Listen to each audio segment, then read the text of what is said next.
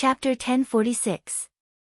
It was said that concubine Lan was originally the younger sister of the former empress.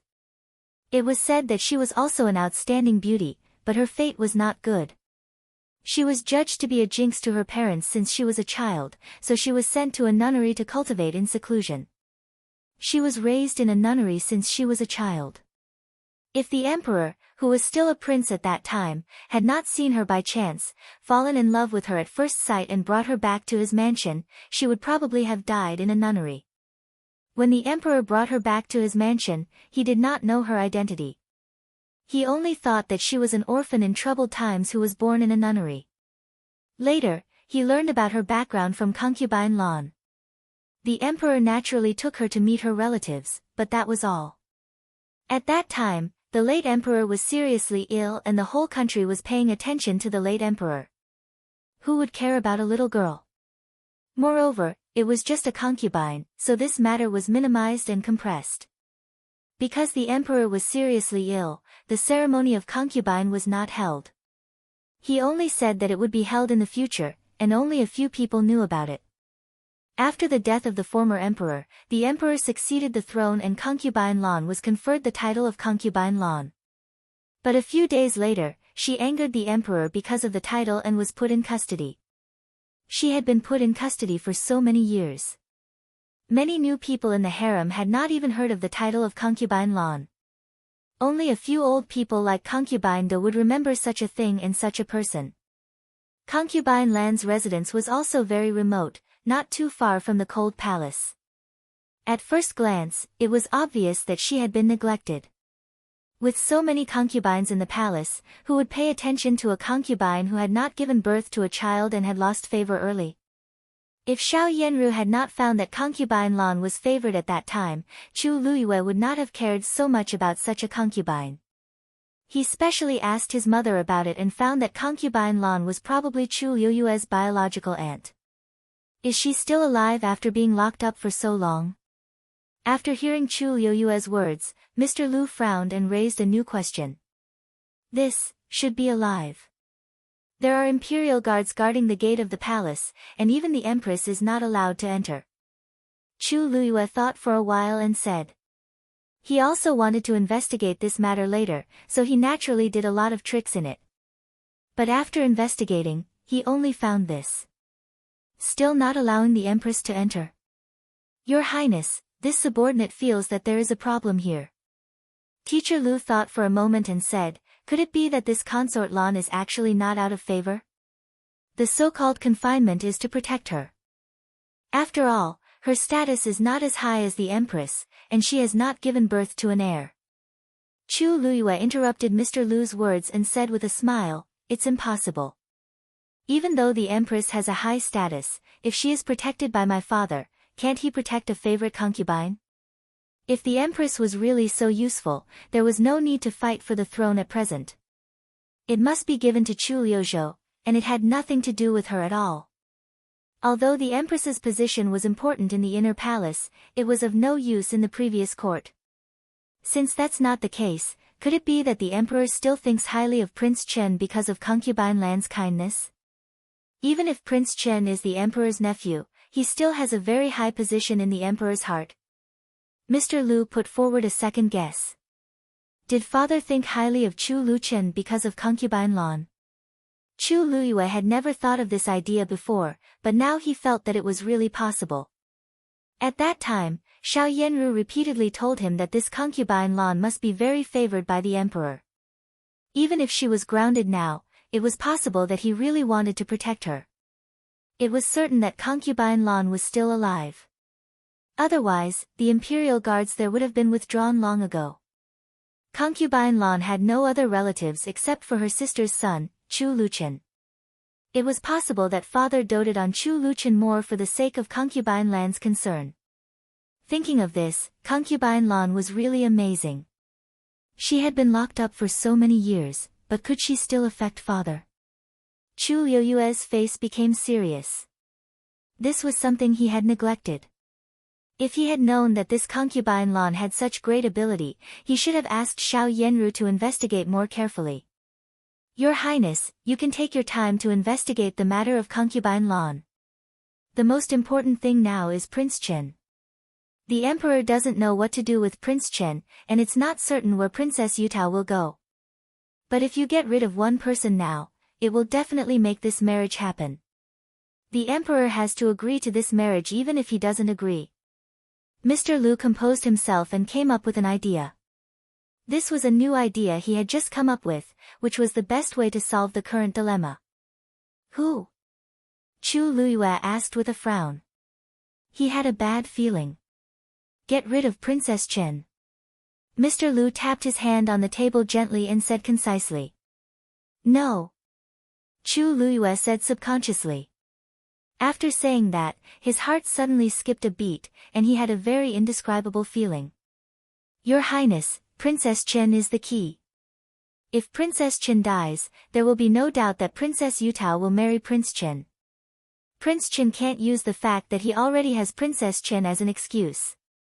Even if the emperor has other ideas, he will definitely agree to this marriage for the sake of national affairs. As long as Prince Chen marries this foreign Princess Yutao, no matter who is involved behind him, it will be impossible for him to have anything to do with the emperor. The future prince can't have the blood of the Su kingdom. Mr. Lu looked at Chu Luiyue in confusion. Wasn't this the best idea? He could break through 1,000 lines with his own strength and win the battle from 1,000 miles away. Princess Chen is just a weak woman. In fact, she is not so useful. Chu Luiyue shook his head and explained vaguely. Your Highness, don't bother about trifles when doing big things. Princess Chen is really the key to everything. It doesn't matter whether she is a weak woman or not, but her current status and situation. If you can kill her, all the problems will be solved. For your Highness, it will be a great joy. Mr. Lu tried to persuade him. He didn't understand why Prince Yu, who had always been obedient to him, would hesitate at this time. At this time, shouldn't he directly agree to this matter and send someone to secretly find an opportunity? She is a weak woman. Since you want her to leave this position, killing her is not the only way. In fact, you can kidnap her. Chu Luiyue calmed down and said. If that woman, who was as beautiful as a peony and as elegant as glass, were to disappear from the world just like that, it would truly be heartbreaking. Kidnap her? After thinking about it, Mr. Lu's eyes lit up and he nodded repeatedly. Your Highness's idea is good and even better than mine. If we kidnap her, even if we find her later, her reputation will be ruined and she will not be able to sit firmly on the position of Princess Yutao. If we can't find her back, no one will stand in Princess Yutao's way. That's good, that's good. Then think of a way to kidnap her. Hearing Mr. Lu's agreement, Chu Luiyue's heart also became excited. Come on, such a beautiful woman could be kidnapped. Of course, he would not return her to Chu Luchen. Now that the arrogant and overbearing Chu Luchen was not in the capital city, it was the best time. However, at this time, not only Chu Luiyue but also Chu Liuzhou had the same idea as him. Mother, kidnap her. It's the best for Princess Yutao to marry Chu Luchen, lest he thinks that he is so great, as if he is the future crown prince. Chu Liuzhou also proposed to the empress. Thinking of Xiao Wanru's appearance, his heart was also burning. He had been jealous of Chu Luchen before. Chu Luchen was obviously a sick man who was about to die, but he could marry such a stunning beauty. Although he was a princess and a concubine, the two of them were not as good as Xiao Wanru. Every time he thought of this, Chu Liuzhou felt annoyed. In terms of identity, he was the most noble. Why did the best woman marry the useless sick man instead of him? Just kill her and end all troubles. The empress insisted, her face a little blue in the dim window. How could she not understand her son's character? He really fell in love with Princess Chen. That couldn't be done. Since Xiao Wanru had already married Princess Chen, she shouldn't have anything to do with her son. If she really got involved with Princess Chen, it would be a heavy stroke in the history books in the future, and it would ruin her son's reputation. Mother, if we really kill Princess Chen, in case something happens, there will be no room for negotiation. Chu Liuzhou said in a low voice. His words made the Empress silent for a while.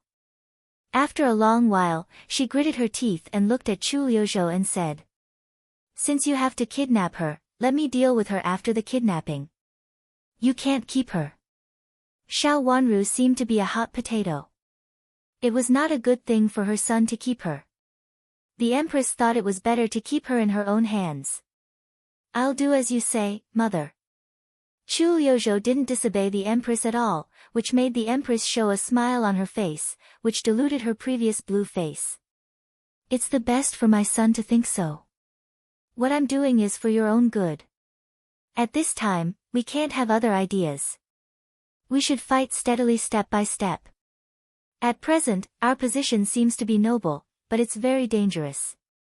On the one hand, we should be careful of this, and on the other hand, we should be careful of that. Don't let anyone take advantage of the loophole and become the last fisherman." The Empress hinted. She was afraid that if she fought with Chu Luchen here, Chu Luyue would become the Oriole, which would be good for him. "Mother, rest assured. I will keep it in mind." Chu Liuzhou nodded repeatedly. Before the envoys came back, there was already a turbulent situation in the capital city. Many people had received the news that Princess Yutao of the Su state was going to marry Prince Chen. But didn't Prince Chen already have a princess? This matter seemed to be very difficult to deal with. But no one said it out in the open. Everyone hid it in their hearts, waiting for a suitable opportunity to follow behind the crowd to express their opinions. At this time, other things became trivial. No one cared that Infanta Yuan was disfigured, and no one cared that the first young master of Marquis Xing's mansion had hurt his leg. None of them would be good if they met each other. Chapter 1047. Your Highness, look at Prince's letter by pigeon. Qing hurriedly took a letter and handed it to Xiao Wanru. Chu Liuchen's previous letters were all sent from the courier station and even followed the Empress Dowager's letter. Compared with the Empress Dowager's thick letter, Xiao Wanru's letter was basically a little thinner. But even so, it was basically as thick as several sheets of paper. At this time, there was only one piece of paper. After opening it, there were only a few words. "It's a rumor that Princess Yutao will marry me. Be careful." These words were written with a red cinnabar pen. The strokes were strong and powerful, and the words were written on the back of the paper. The back of the paper was faintly blood red, which made people's heart palpitate. Xiao Wanru's heart suddenly skipped a beat. She reached out to touch her head and closed her eyes slightly. This kind of red words made her feel strange and out of place. It inexplicably reminded her of the remnant memory of her last life. In her memory, there was a blood-red imperial palace and so many dead palace maids and beauties. "Your Highness, what's wrong with you?" Qing hurriedly asked when she saw Xiao Wanru's situation. "I'm fine." Xiao Wanru shook her head, forced her eyes open, folded the paper in her hand, and then took a deep breath. "We won't go out of the mansion recently. Everything will be dealt with in the mansion." Xiao Wanru ordered, "Strengthen the guards everywhere. If anything goes wrong, report to me immediately." "Yes, I know. Shall I inform the Imperial Palace?" Qing agreed and said again. Now the princess's safety fell on her, so Qing was a little worried. "There's no need to tell the Imperial Palace. It's important for us to deal with all kinds of changes." Xiao Wanru shook her head. The situation in the Imperial Palace was unclear, and she couldn't see through it for the time being. It was better to stay in her mansion. Chu Luchen sent a letter by pigeon, which naturally meant that he wanted her to be very careful. It could be seen that someone really wanted to marry her. She had always believed in Chu Liuchen's words. Chu Luchen had said in his previous letter that he had dealt with Princess Yutao. Now at this time, he sent a letter by pigeon, which was simple but clear. Someone wanted Princess Yutao to marry Chu Luchen, and she was the only obstacle. Only if she died could she make way for Princess Yutao. Thinking of this, she realized that she was really in danger.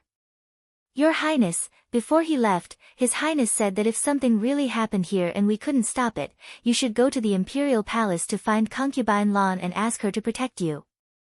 Qing suggested. Concubine Lan. Xiao Wanru frowned slightly. She had not only heard of this Concubine Lan, but had also seen her. But after inquiring about it, she found that almost no one had seen this Concubine Lan. It was said that those who had seen her were all very old. Besides, it had been a long time. It was only said that this Concubine Lan was very beautiful, but it was not clear about the details. When she mentioned Concubine Lan to Chu Luqian before, Chu Luqian didn't look happy, but now he asked her to seek shelter from this Concubine Lan. I'll leave the security of the mansion to you. Go and ask Nanny Zheng to come here. Xiao Wanru said. Since Concubine Lan had been mentioned and Concubine Lan had indeed sent someone here before, she had to ask Nanny Zheng about it. Qing left. After a while, Nanny Zheng came in, bowed to Xiao Wanru, and then stepped aside. Nanny Zheng, please sit down. Xiao Wanru said politely. After Nanny Zheng thanked Xiao Wanru and sat on the round stool on the right of Xiao Wanru.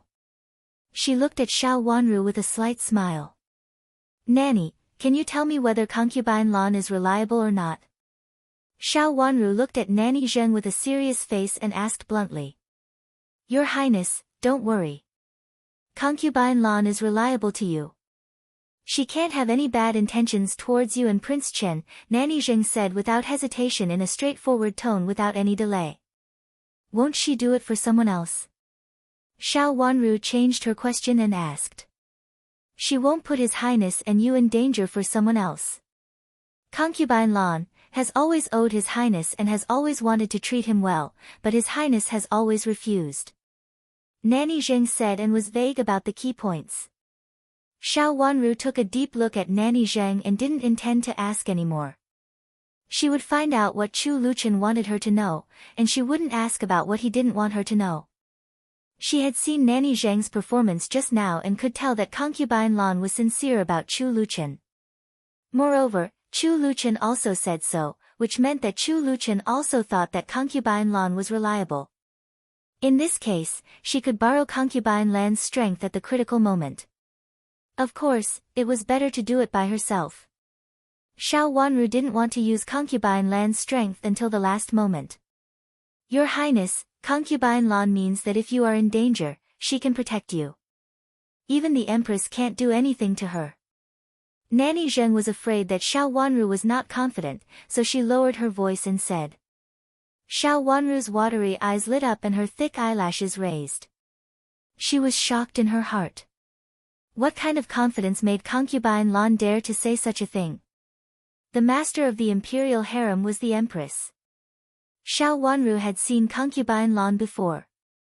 Concubine Lan was definitely a beautiful person, so it was impossible for her to say such arrogant words. However, why did it turn out like this? Had she misunderstood something? Nanny, can you get in touch with Concubine Lan? Xiao Wanru calmed down and asked slowly. It was not the time to figure out why Concubine Lan dared to say so. Your Highness, don't worry. I can do it. Concubine Lan also found something unusual that day, so she sent someone to you. Nanny Zheng nodded and said affirmatively. Okay, let's wait and see. Xiao Wanru said coldly, knowing what to do. The corners of her red lips were slightly raised, showing a trace of coldness. Fortune came from danger. At this time, all the people in the imperial court were concerned about Princess Yutao of the Su Kingdom, so she could do what she wanted carefully and adapt to the situation as soon as possible.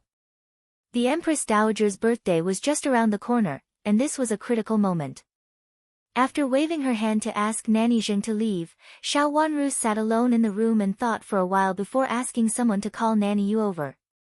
Nanny Yu was now the supervisor of the inner court, and the housekeeper was in charge of the affairs outside. Both the housekeeper and the supervisor of the outer court were Chu Liuqian's subordinates. Even if Chu Luqian was not here, things would be settled smoothly. Xiao Wanru did not intervene in the affairs of the outer court. Since Chu Luchan trusted the people of the outer court, her intervention would make them panic. Nanny Yu did not come quickly. She had a lot of things to do, so the servant girl did not find her for a while. Later, she found her in the kitchen. Hearing that Xiao Wanru was looking for her, Nanny Yu ran over, panting and sweating. Nanny, don't worry. It's nothing serious. I just want to ask about some trivial matters. Xiao Wanru smiled and asked Yujie to pour tea for Nanny Yu. After sitting down and drinking a cup of tea, Nanny calmed down.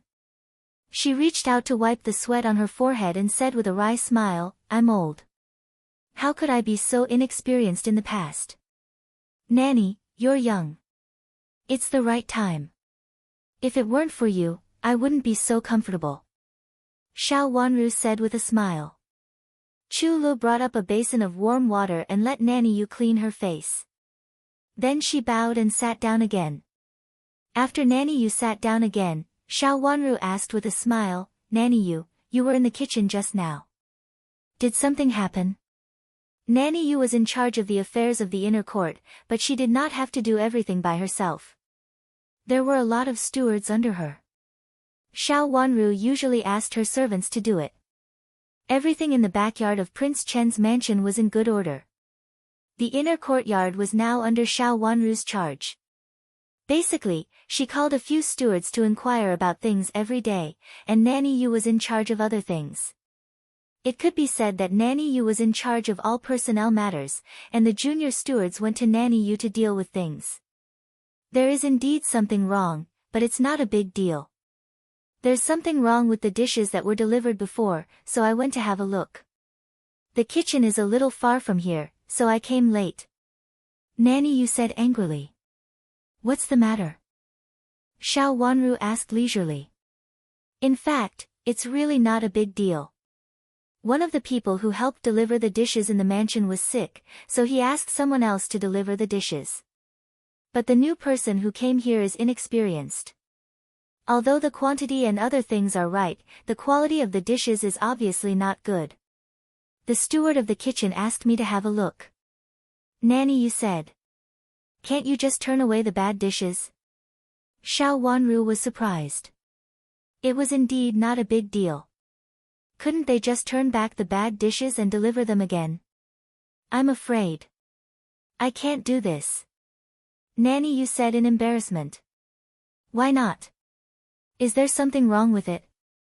Xiao Wanru's pink and tender face showed a trace of surprise. She didn't think there was anything wrong with this kind of thing. I heard that the person who delivered the dishes has something to do with the chief steward. He came to deliver the dishes in the face of the chief steward. If he turns away the dishes, he will be humiliating the chief steward. The servants in the kitchen don't dare to do it. In fact, I don't dare to do it either. Nanny Yu sighed and said helplessly. She was the princess's dowry, but the chief steward was the prince's henchman, and all the affairs inside and outside the mansion were handled by the chief steward. Speaking of the chief steward, Nanny Yu was actually convinced. At first glance, she could tell that the chief steward was a scheming person. Nanny Yu felt that compared with her, the chief steward was obviously several levels higher, and she couldn't compare with him. If it weren't for the princess's support, Nanny Yu would feel very flustered every time she saw the chief steward. What's wrong with the dishes? Xiao Wanru thought for a while and asked. There are a lot of rotten leaves on the outside of the cabbage, and some sparse vegetables don't look fresh. As for the meat, most of them are fat, which is obviously not good meat. There are also some potatoes, which look much smaller. Nanny Yu thought for a while and gave an example. Nanny, how did you deal with it? Xiao Wanru blinked her long eyelashes and asked. I went to ask the chief steward about it before. The chief steward said that I would make the decision. I really didn't dare to make the decision at the moment. I originally wanted to talk to the princess, but the princess happened to look for me, so I hurried over. Nanny Yu said with a wry smile. Chapter 1048. Nanny Yu really didn't dare to make a decision on this matter. Although she was the wet nurse of the princess, she heard that the chief steward was the chief eunuch in the palace who had raised the prince since he was a child. In the previous dynasty, he was the chief eunuch of the former empress. She, a small wet nurse, couldn't compare with him. What do you think, Nanny? Xiao Wanru, who had understood everything by now, asked calmly. I mean, Your Highness, don't have a conflict with the chief steward because of this kind of thing.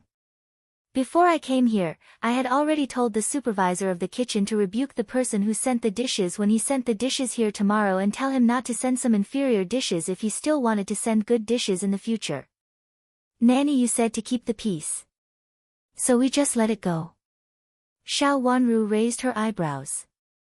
Your Highness, it's not a big deal to take a step back, isn't it? We can't let the prince and you have a grudge because of this kind of thing. Nanny Yu thought that Xiao Wanru didn't want to keep the peace, so she hurriedly persuaded, the chief steward has been treating the prince differently since he was a child. He watched the prince grow up. I heard that Xiao Xuanzi, the prince's servant, was raised by the chief steward. Looking at Nanny Yu, who looked anxious, Xiao Wanru's heart softened. Although she was not very useful as a wet nurse, she was loyal to her in both her previous life and this life. As long as it was related to her, she would give in. Even though she was now the chief steward of the inner court, she didn't become arrogant. This should also be someone else's mistake. Many women married into their husbands' families, and the first thing they did was to seize power. If they didn't do anything wrong, they had to find some mistakes and arrange their own people to take over. But it was different for her. Although she looked fierce in the past, she was of the same mind as Chu Luchen. She had always believed in Chu Liuchen's decisions, and now she would not make a show of strength to his chief steward just because Chu Luchen was not here. She had thought about it before. If someone wanted to plot against her secretly, they would not rest until she left Prince Chen's mansion. She was a woman in the inner court and couldn't handle big things. What's more, Chu Luchen was not here now. Even if something big happened, it couldn't be blamed on her. Then there was only a small matter. Every family had their own trifles. Which part of the mansion was the most prone to accidents? The kitchen was the place where accidents were most likely to happen, because there were new dishes coming in every day, so it was inevitable that there would be contact with the outside every day. She just didn't expect that something would happen in the mansion's kitchen before she could give her orders. It seemed that some people really couldn't wait to harm her. The person who was trying to harm him knew him well. He knew that he couldn't tolerate even the slightest bit of sand in his eyes. That's why he came to the kitchen. If he could cause a rift between him and this chief steward, then the following matters would be easier to handle. What they didn't expect was that Nanny Yu was so loyal and timid that she wouldn't make the decision on her own even if it was related to the front yard. She even had to report it to them. Obviously, they had misjudged her. Those who had died once would not fuss over some small gains and losses. Nanny, be careful. Someone wants to deal with our mansion, and Prince is not here now. If those people succeed, I'm afraid I will lose my life. Xiao Wanru didn't hide it and said to Nanny Yu bluntly. Nanny Yu was so frightened that her face changed drastically. She stood up from the stool and stared at the scene in horror. To Xiao Wanru. It was also the first time for the two maids to hear Xiao Wanru say such words. They were so scared that they couldn't speak for a while. Your Highness, why do you say that? Nanny Yu asked in a trembling voice after a long while. Yes, Princess, who wants to harm you? Who has eaten the heart of a bear and the heart of a leopard? Yu Jie also came to her senses and immediately said angrily. Wang Fei, we won't go anywhere. Let's just stay in the Fu and see who else dares to touch us. Chu Lu thought more and suggested with a pale face. Xiao Wanru's words scared the three of them. Nanny, please sit down. That's just what I said. Prince has already reminded us in his letter, so we have to be more careful during this time. Prince is very reassured that the head housekeeper will handle the affairs of the manor.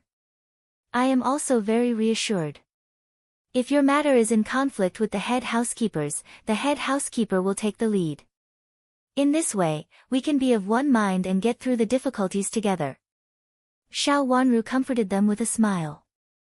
Nanny Yu nodded repeatedly and said, "Your Highness, don't worry. I will.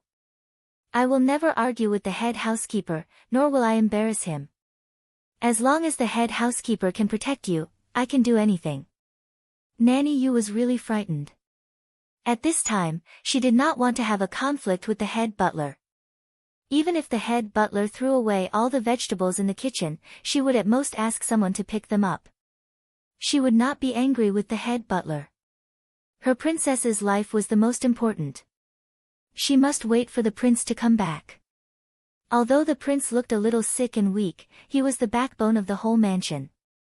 Now that the prince was not here and the princess's safety was not guaranteed, Nanny Yu felt that she had a great responsibility. This kind of vegetables was a trivial matter and it didn't matter. "Nanny, there may be more things. There will be more things in the future." Xiao Wanru hinted with a smile. "Your Highness, don't worry. I will deal with it calmly. I will never let it affect the relationship between the inner court and the outer court, and I will not intervene in the affairs of the outer court." Nanny Yu had little experience before. Later, after being taught by Nanny Zheng for a period of time, she was familiar with the affairs of the backyard of Prince Chen's mansion and slowly got on the right path. Sometimes, Nanny Zheng would talk to her about things in the palace. Nanny Yu had heard a lot of things, so she naturally had some thoughts. She felt that she couldn't be like those masters in the palace who had been doing well at first, but now they were burdened by a servant. "That's good. Then let's wait slowly," Xiao Wanru said meaningfully, and her eyes slowly became gloomy. She had to deal with all changes by remaining unchanged. No matter how anyone wanted to deal with her, she could only wait in the mansion. Since the kitchen was a breakthrough, she could let someone keep an eye on it. "Nanny, Qing Yu has been helping you in the past and managing things for you from time to time. Let Qing Yu keep an eye on the kitchen. As the supervisor of the inner court, you can't keep an eye on the kitchen all day long, which inevitably makes a big deal out of nothing. Qing Yu is different. She can help me and is also my personal principal maid." Qing Yu was Xiao Wanru's earliest maid. Like Nanny Yu, she was the most loyal one. However, after she came to the capital city, she was too timid and not as strong as Yujie. She couldn't help Yujie at the critical moment, so she wholeheartedly helped Nanny Yu. Although Xiao Wanru still served Nanny Yu, she did much less than Yujie and Chu Lu. However, she had always been the principal maid. While helping Nanny Yu, she also had some prestige among the servants. At this moment, it was indeed the most suitable candidate to let Qing Yu be in charge. Suitable candidates. Alright, this old servant understands. This old servant will inform Qing Yu later. Oh, what a coincidence.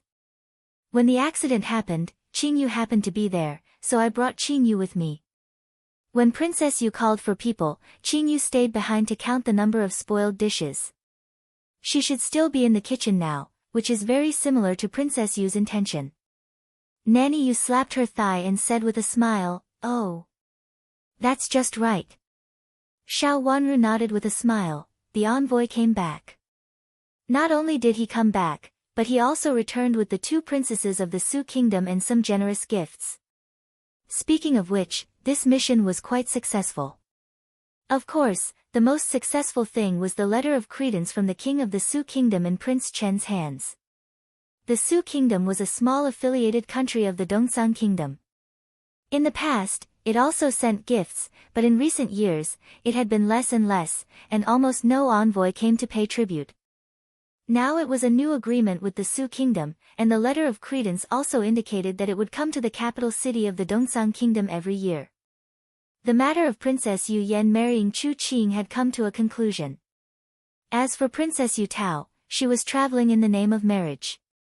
It was said that this title originally belonged to Princess Yu Yan's brother, the first prince. Later, for some reason, it fell on Princess Yu Tao. As a result, Princess Yu Tao had no choice but to follow the diplomatic group to the capital of Eastern Sung Kingdom. They had only been on the road for a day and a few hours, but Prince Qin could not bear it and asked for an early rest. No one in the team, whether it was Chu Qing, who was full of worries, or Qin Huayong, who looked serious, could refuse this righteous decision. No one could be stronger than Prince Chen. Looking at the sun setting high in the sky, they had no choice but to go to the post station and have a rest. In the largest yard of the post station, there were 8 guards standing at the door, which showed that this prince was much more superior than Commandery Prince Qing. There were only 2 guards at the door of Commandery Prince Qing. Looking further inside, the courtyard was quiet and solemn, revealing a bit of sternness. This made Princess Yu Yan, who was passing by, feel apprehensive. This Prince Chen was so handsome and kind. Although he was a little delicate, he was a good person. Why did these guards all look murderous and frightening? It was said that this prince's body had always been like this. He was really handsome, like the legendary son of the sun. Thinking of this, Princess Yu Yan's face turned slightly red, and there was a bit of shyness in her eyes. She turned back and found a place to slowly walk over. It would be great if she could meet Prince Chen by chance. In the main room, it was not as beautiful as Princess Yu Yan imagined. "How's it going?"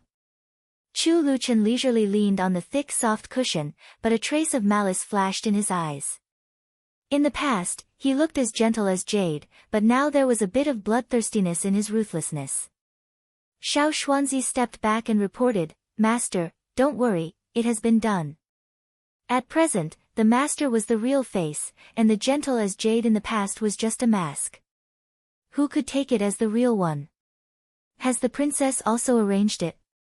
Chu Luchen asked again. "Master, don't worry. The princess has arranged it more appropriately. Not only Qing's people, but also another group of people secretly pay attention to Princess Chen. They will never let the princess be hurt." Xiao Xuanzi knew Chu Liuchen's mind best, and he knew that his master was worried about the princess. This princess was the master's favorite.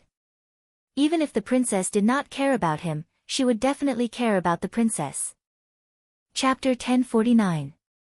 The Grand Shaman of the Empress's tribe said so. Chu Luchen said lazily. Although he said it as if he was surprised, he didn't seem to care about it at all from his appearance and behavior. "The Grand Shaman said that I would not be in danger on this trip, so my mother let me go. Otherwise, how could they plot against me so easily? If they want me to go and never come back, they have to see if I agree or not." Princess Yu Tao said with anger. She tilted her head and looked at Chu Luchen. She knew that he didn't believe her and felt a little unconvinced. The Grand Shaman of the Empress's tribe was not only from her tribe, but also from the Su country. He was born in the Empress's tribe. Now he was old and returned to the Empress's tribe, so he said that he was the Grand Shaman of the Empress's tribe.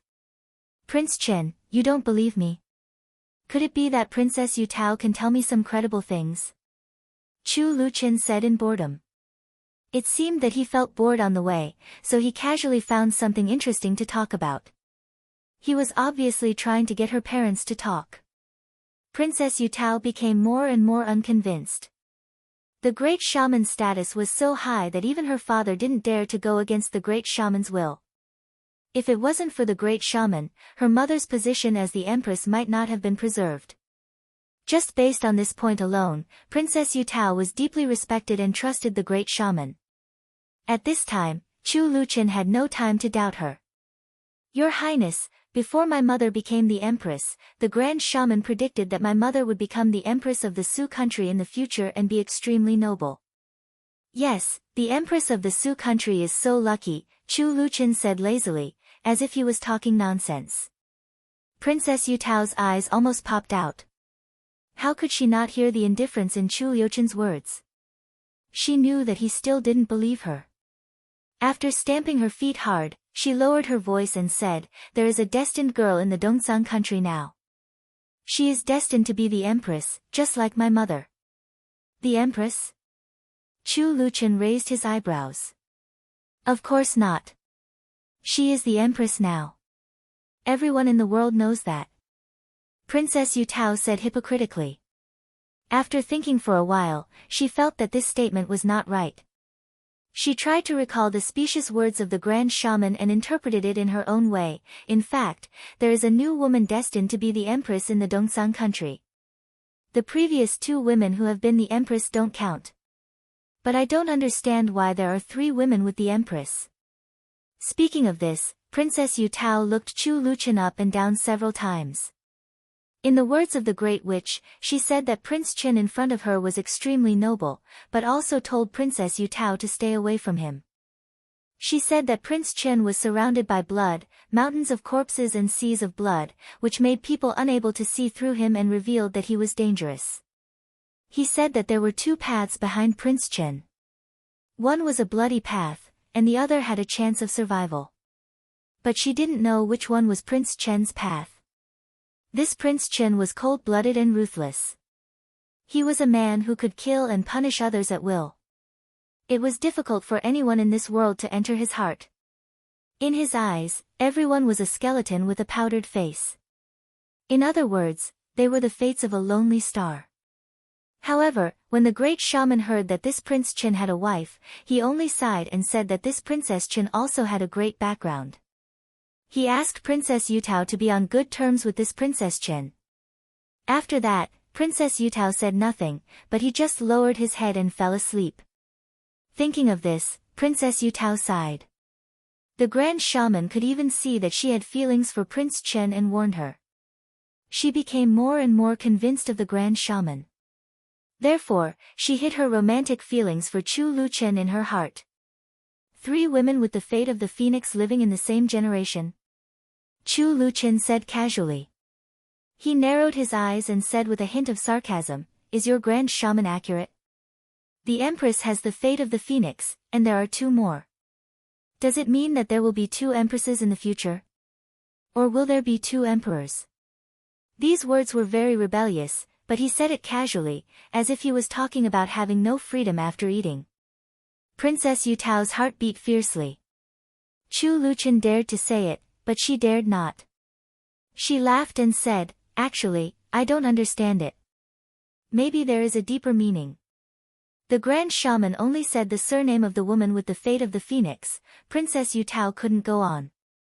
Suddenly, she couldn't remember what the Grand Shaman said before. She could only smile at Chu Luchen awkwardly and said, "I forgot. It should not be one of the top 100 surnames." The Sioux country had its own written language, but the nobles of the Sioux country were also practicing sinology. Princess Yu Tao was the princess of the Sioux country and had a noble status. Of course, she had learned Chinese characters and written Chinese characters since she was a child. It was just that Princess Yu Tao was a person who loved martial arts. She had no interest in reading and writing. She had only learned a little and could speak, write, and read. As for some special surnames, she could not remember them. She could only remember surnames such as Zhao Qian, Sun Li, Zhou Wu, Zhen Wang. Did your Grand Shaman say anything else you should pay attention to? Chu Luchen elegantly picked up the teacup, took a sip, and asked slowly. It was obvious that he didn't care about it. He didn't even know the surname of the woman with the fate of the phoenix. Princess Yu Tao blinked and suddenly lowered her voice and said, "Prince Chen, you really don't have any ideas?" "Princess Yu Tao, do you?" Chu Luchen said casually. "Of course I have ideas. I'm the eldest legitimate daughter of my father and have a noble status. I'm more qualified than the eldest son of a concubine. Moreover, the Grand Shaman also said that my hope is in the East. With the help of the East, I can successfully ascend to the throne. Isn't Dongsang country in the East? This time, they plotted against me, so it was actually my chance." Princess Yu Tao's hand slammed on the table so hard that the teacups on the table jumped up. She looked at Chu Luchen with fiery eyes and said, "Prince Chen, let's cooperate. Who didn't step on a mountain of corpses and a sea of blood to become an emperor?" She wanted to choose a powerful helper, and of course, she had to choose the most powerful one. Chu Luchen was one of them. At the moment, Princess Yu Tao had already put aside her young girl's desire and regarded herself as an overlord who wanted to ascend to the throne. Love was too far away from her. Moreover, she didn't see any desire in Prince Chen's eyes. She estimated that no matter how beautiful she was, in his eyes, she was just a beautiful skeleton. Why should she ask for a snub like Yu Yan? Such a man was not someone a woman could capture. She didn't know how beautiful Princess Chen in the capital city was. How could she be tempted by this devil? Princess Yutao was a woman, so she was very observant. With the warning of the Grand Shaman, she got rid of all kinds of romantic thoughts about Chu Luchen. Standing in the position of a bystander, Princess Yutao felt that she could see more clearly. When Chu Luchen was talking, he would sometimes smile and look elegant and handsome, but he usually didn't put much emotion into it. It seemed that it was just a performance. Only when he mentioned Princess Chen would there be a trace of tenderness in the bottom of his eyes. It was very faint, and it was rare. It could be seen that Prince Chen was a person who could control his expression very well. Princess Yutao was a woman, so she had a woman's intuition. She just felt that Prince Chen didn't agree with Princess Chen. Maybe he gave all his tenderness to Princess Chen, so that he was cold-blooded and heartless to others. Seeing that Chu Luchen was still silent, Princess Yutao straightened her back again and said with a serious face, "This time in Dongsang country, my sister will definitely cause trouble. She is not a woman who can stay quiet. If she goes against Princess Chen, I will definitely help her." Women had their own places to socialize, but it was not a place that men could intervene. Okay. Chu Luchen finally gave in. "When will you let me see your Grand Shaman?" This Grand Shaman was quite interesting. If he had known this, he would have invited him to see him. He had seen this kind of person before. The abbot of Huaguang Temple was such a person. However, the abbot of Huaguang Temple was a cautious person. His words sounded specious, but he couldn't get a definite answer. He was not as good as this Grand Shaman of Su country. "There will be a chance in the future," Princess Yutao said with certainty. That was what the Grand Shaman said, so Princess Yutao certainly believed him. The rest of the journey was quite peaceful. Chu Luchen hurried along at will, and no one was stupid enough to go against his will. When he wanted to go on the road, he would go on the road, and when he wanted to rest, he would go on the road in the middle of the night. When he was in a bad mood, he would rest from noon to noon. Since Chu Qing came back from Su country, he had been very peaceful all the way. He stayed far away from Princess Yu Yan, as if they had nothing to do with each other. Princess Yu Yan was a beautiful woman. Although she was not as beautiful as Princess Yutao, she had her own gentleness, which made people have a good impression on her.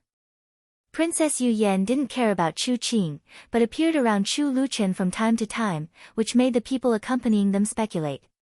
Of course, they guessed that this Princess Yu Yan had nothing to do with Chu Luchen. Qin Huayong was the busiest one. Although the things here had little to do with him, he was basically the one who maintained the journey all the way, so he was busier than anyone else in the team. They were busy here, but it was very peaceful. Prince Chen's mansion in the capital city couldn't be peaceful at this time. Many people had their eyes on Prince Chen's mansion. In the kitchen, fresh vegetables and meat were delivered early in the morning. They had to be fresh on the same day. The person who delivered the vegetables had been supplying the kitchen of Prince Chen's mansion and had been very careful for so many years. But in the past 2 days, the person who delivered the vegetables had changed. It was said that the previous person was sick and asked his nephew to take care of these things. The vegetables were delivered from the back door, and baskets of vegetables were sent in. When all the vegetables were delivered to the kitchen, a young man in his 20s, who was in short clothes, raised the paper in his hand and asked, "Where is the supervisor of the kitchen? Come here and check the goods and sign here." There were quite a lot of people in the kitchen, and they were all very busy. It was almost time to prepare breakfast. Many pots were opened and steaming hot. The people walking around were all busy with their own duties. "Hey, where is the supervisor of your kitchen? Come here and check the accounts. I still have something to do." Seeing that no one paid attention to him, the young man shook the paper in his hand and shouted, "Coming, coming." An old maid in her 50s shouted and came over. "What's the hurry? What's the hurry?" Chapter 1050. "I don't want to be in a hurry, but I got up so early in the morning, and I've only finished half of the work," the young man said impatiently. "Hey, How can you talk like that? The old maid in charge was unhappy. She put her hands on her hips and said, the person who delivered vegetables in the past didn't talk like that. Okay, I'm not good at talking. I'm busy, and I'm not as good as my uncle. Okay. The young man's paper slid in the air twice, and he looked more and more impatient. Come on, order the dishes and see if they are all good. The old maid in charge said loudly with a cold face. Several old maids and maids came over and poured out all the vegetables and meat in the basket, ready to count. Hey, do you know how to do things? The young man was unhappy. He pointed to the dishes that had been poured out and said loudly, the dishes are all over the ground. No matter how good they are, they have been turned over by you. Don't say that I didn't give you good things later. Were these things in the original good? The old maid in charge was not happy. She reached out and picked up a handful of celery. She pointed to it and said, this celery is not fresh. Look at the leaves. It must have been kept for 2 or 3 days. They are all gone. The young man snatched the celery from the old maid in charge and shouted, Auntie, what's wrong with you? Is this celery not good? When you poured it out just now, you crushed a few branches. How can you talk like this? You are trying to blackmail me. You don't admit it. The old maid in charge was really angry. She picked up another cabbage and gave it to the young man. The leaves outside are all rotten, but they haven't been removed. How can they be fresh? How can they not be fresh? It is clear that they have just been picked up from the ground and sent here before the outer layer is peeled off. Look at them, they are fresh with dew dripping on them. How can they not be fresh?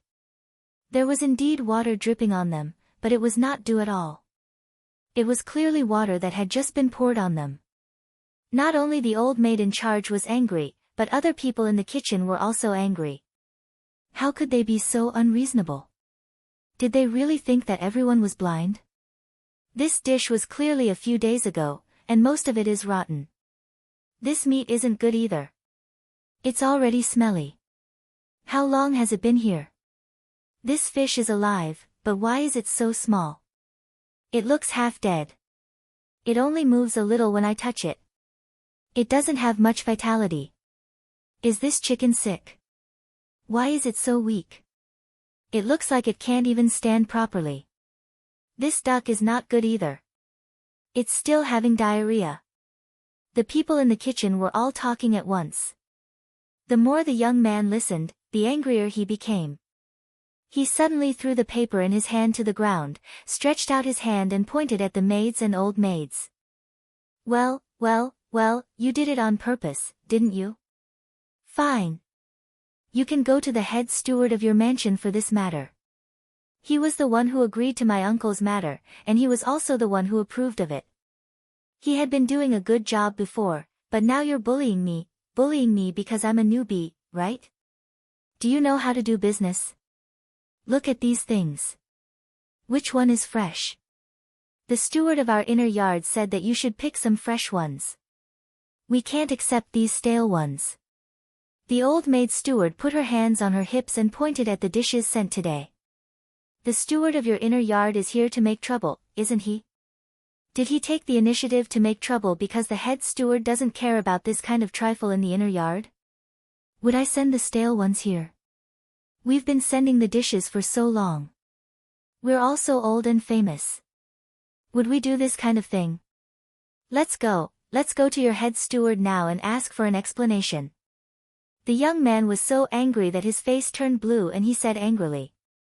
It was not dawn yet to see the head steward at this time. The head steward would not get up. Wasn't it asking for a scolding? The people in the kitchen quieted down for a while. They looked at each other, but no one dared to really go to the head steward. Seeing that the people in the kitchen had weakened, the young man still refused to stop and shouted, let's go. Why? Don't you dare to go? Now you know that you don't dare to go, but you bullied us just now. Now you're in the right. He picked up the paper thrown on the ground, waved it in front of the steward, and arrogantly shook it. Either sign or go to the head steward. Do as you see fit. Where did the troublemaker come from? Drive him away. A woman's calm voice suddenly came from behind the crowd. Miss Qingyue is here. It's Miss Qingyue. The crowd hurriedly retreated, and Qingyue walked over slowly. The young man didn't know Qingyue.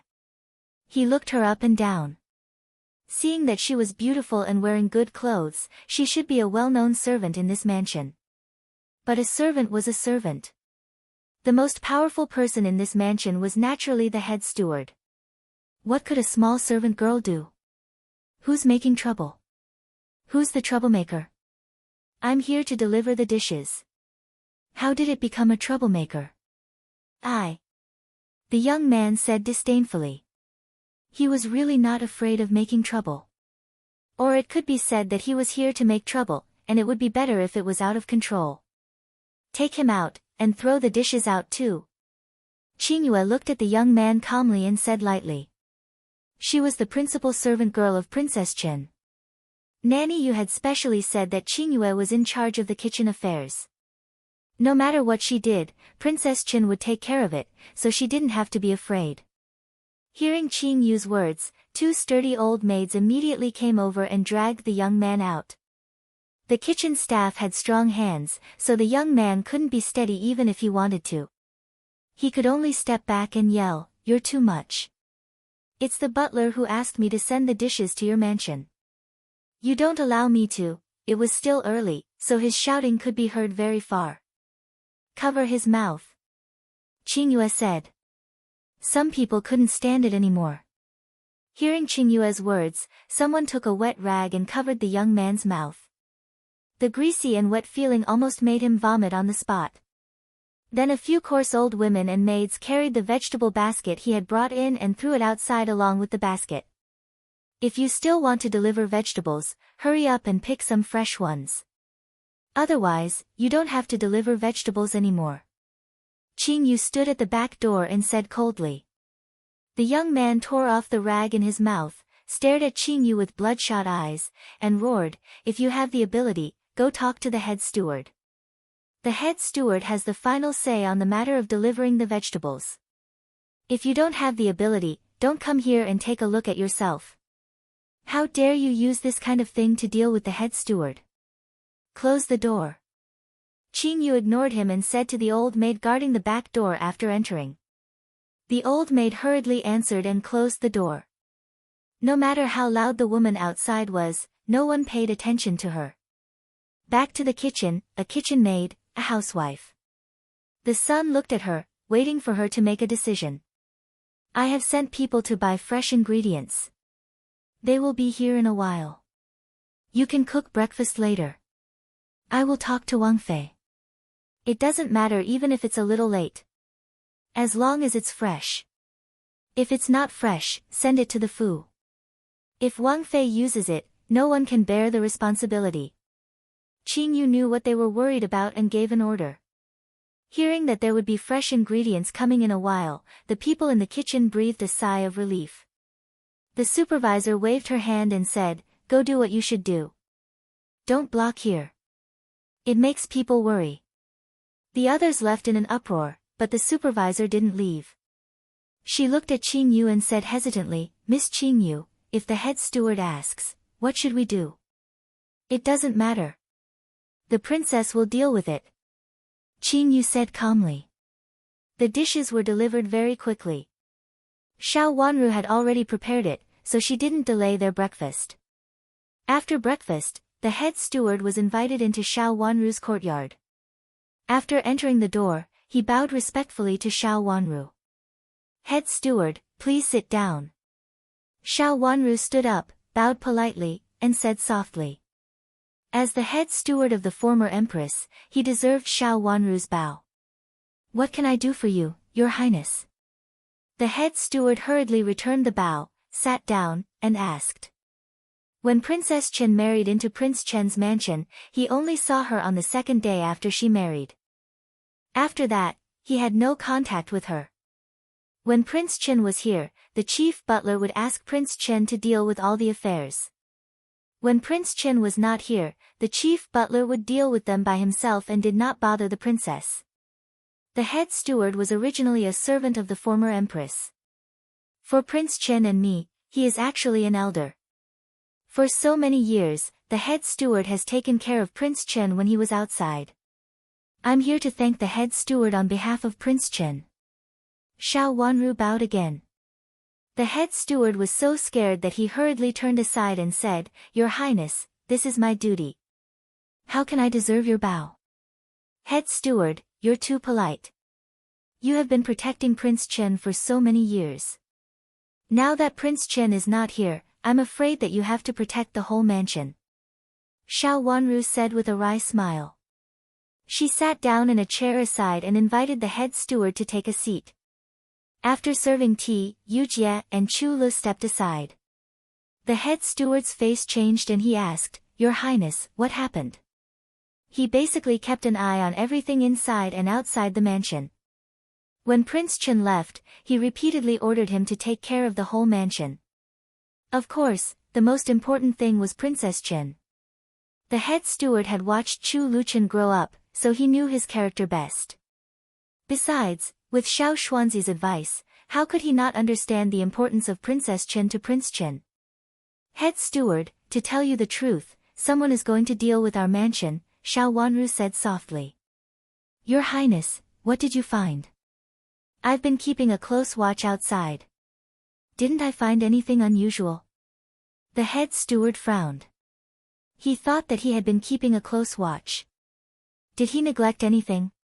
It's not outside. It's in our mansion. Someone wants to make us alienate and then take action against Prince Chen's mansion. Xiao Wanru looked at the head steward and said bluntly. When the head steward entered the door just now, his attitude was respectful and his tone was kind, which made her feel half relieved. At least the head steward was not a person who preyed on his seniority, which made it much easier to deal with. Chapter 1051. Chief Butler, do you know who the prince will bring to the Su country this time? Xiao Wanru asked calmly. The chief butler's eyes flickered slightly, and he misunderstood her meaning. Don't worry, Your Highness. The princess of the Su country will not marry the prince when she comes to the capital city. It has nothing to do with the prince. He thought that Xiao Wanru was jealous, so he hurriedly explained.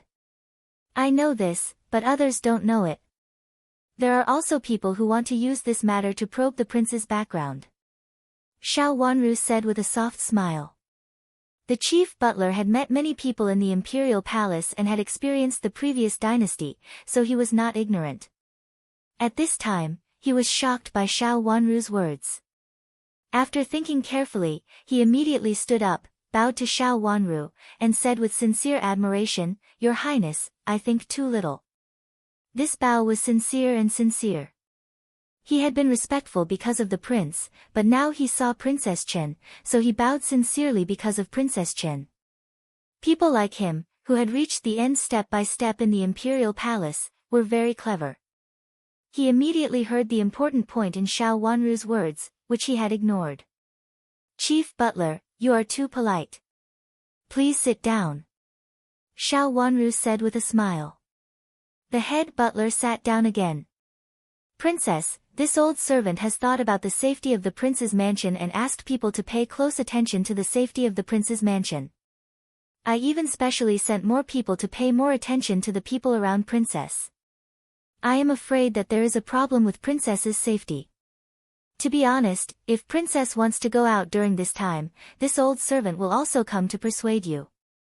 At present, the chief butler felt that Princess Chen was very reliable. No matter who wanted to harm Princess Chen in the mansion, it would be impossible. As for outside, during this period of time, before the prince returned to the mansion, the chief butler tried his best to prevent Princess Chen from going out. If Princess Chen really wanted to go out, he would also come to persuade her and even explain the current situation of Princess Chen so that Princess Chen could think about it carefully. He didn't expect that this little princess was so smart. She had already thought about what he thought, and she had already thought about what he didn't think about. On the contrary, he, who had experienced many hardships, didn't see through it. He couldn't help feeling ashamed and became more respectful to Xiao Wanru. No wonder Xiao Xuanzi repeatedly told her that this princess was an exquisite person. She originally thought that he had gone too far, but now it seemed that he had not gone too far and said too little. "Thank you, head butler." Before Prince left, he repeatedly told me that I was young and inexperienced. If there was anything, I should ask you, head butler. He must not let outsiders take advantage of the loophole and cause big misunderstandings or even alienation because of some small things, Xiao Wanru said. She was also very satisfied with this head butler. Wang Fei, is there a small matter in the food that has caused Wang Fei to worry? After thinking for a while, the chief butler immediately understood the meaning of Xiao Wanru's words and asked with a frown. At the same time, he increasingly felt that he had been negligent. He only paid attention to the safety outside but neglected the affairs in the mansion. In the past, there was no master in the inner court. As long as she dealt with the affairs in the mansion well, she could be regarded as guarding the whole mansion. As for Prince, she didn't need to worry about it. Prince was a sincere master and a precocious one. Outsiders only saw that she protected Prince when he grew up, but they didn't know that it was Prince who protected her as early as when Prince became a governor.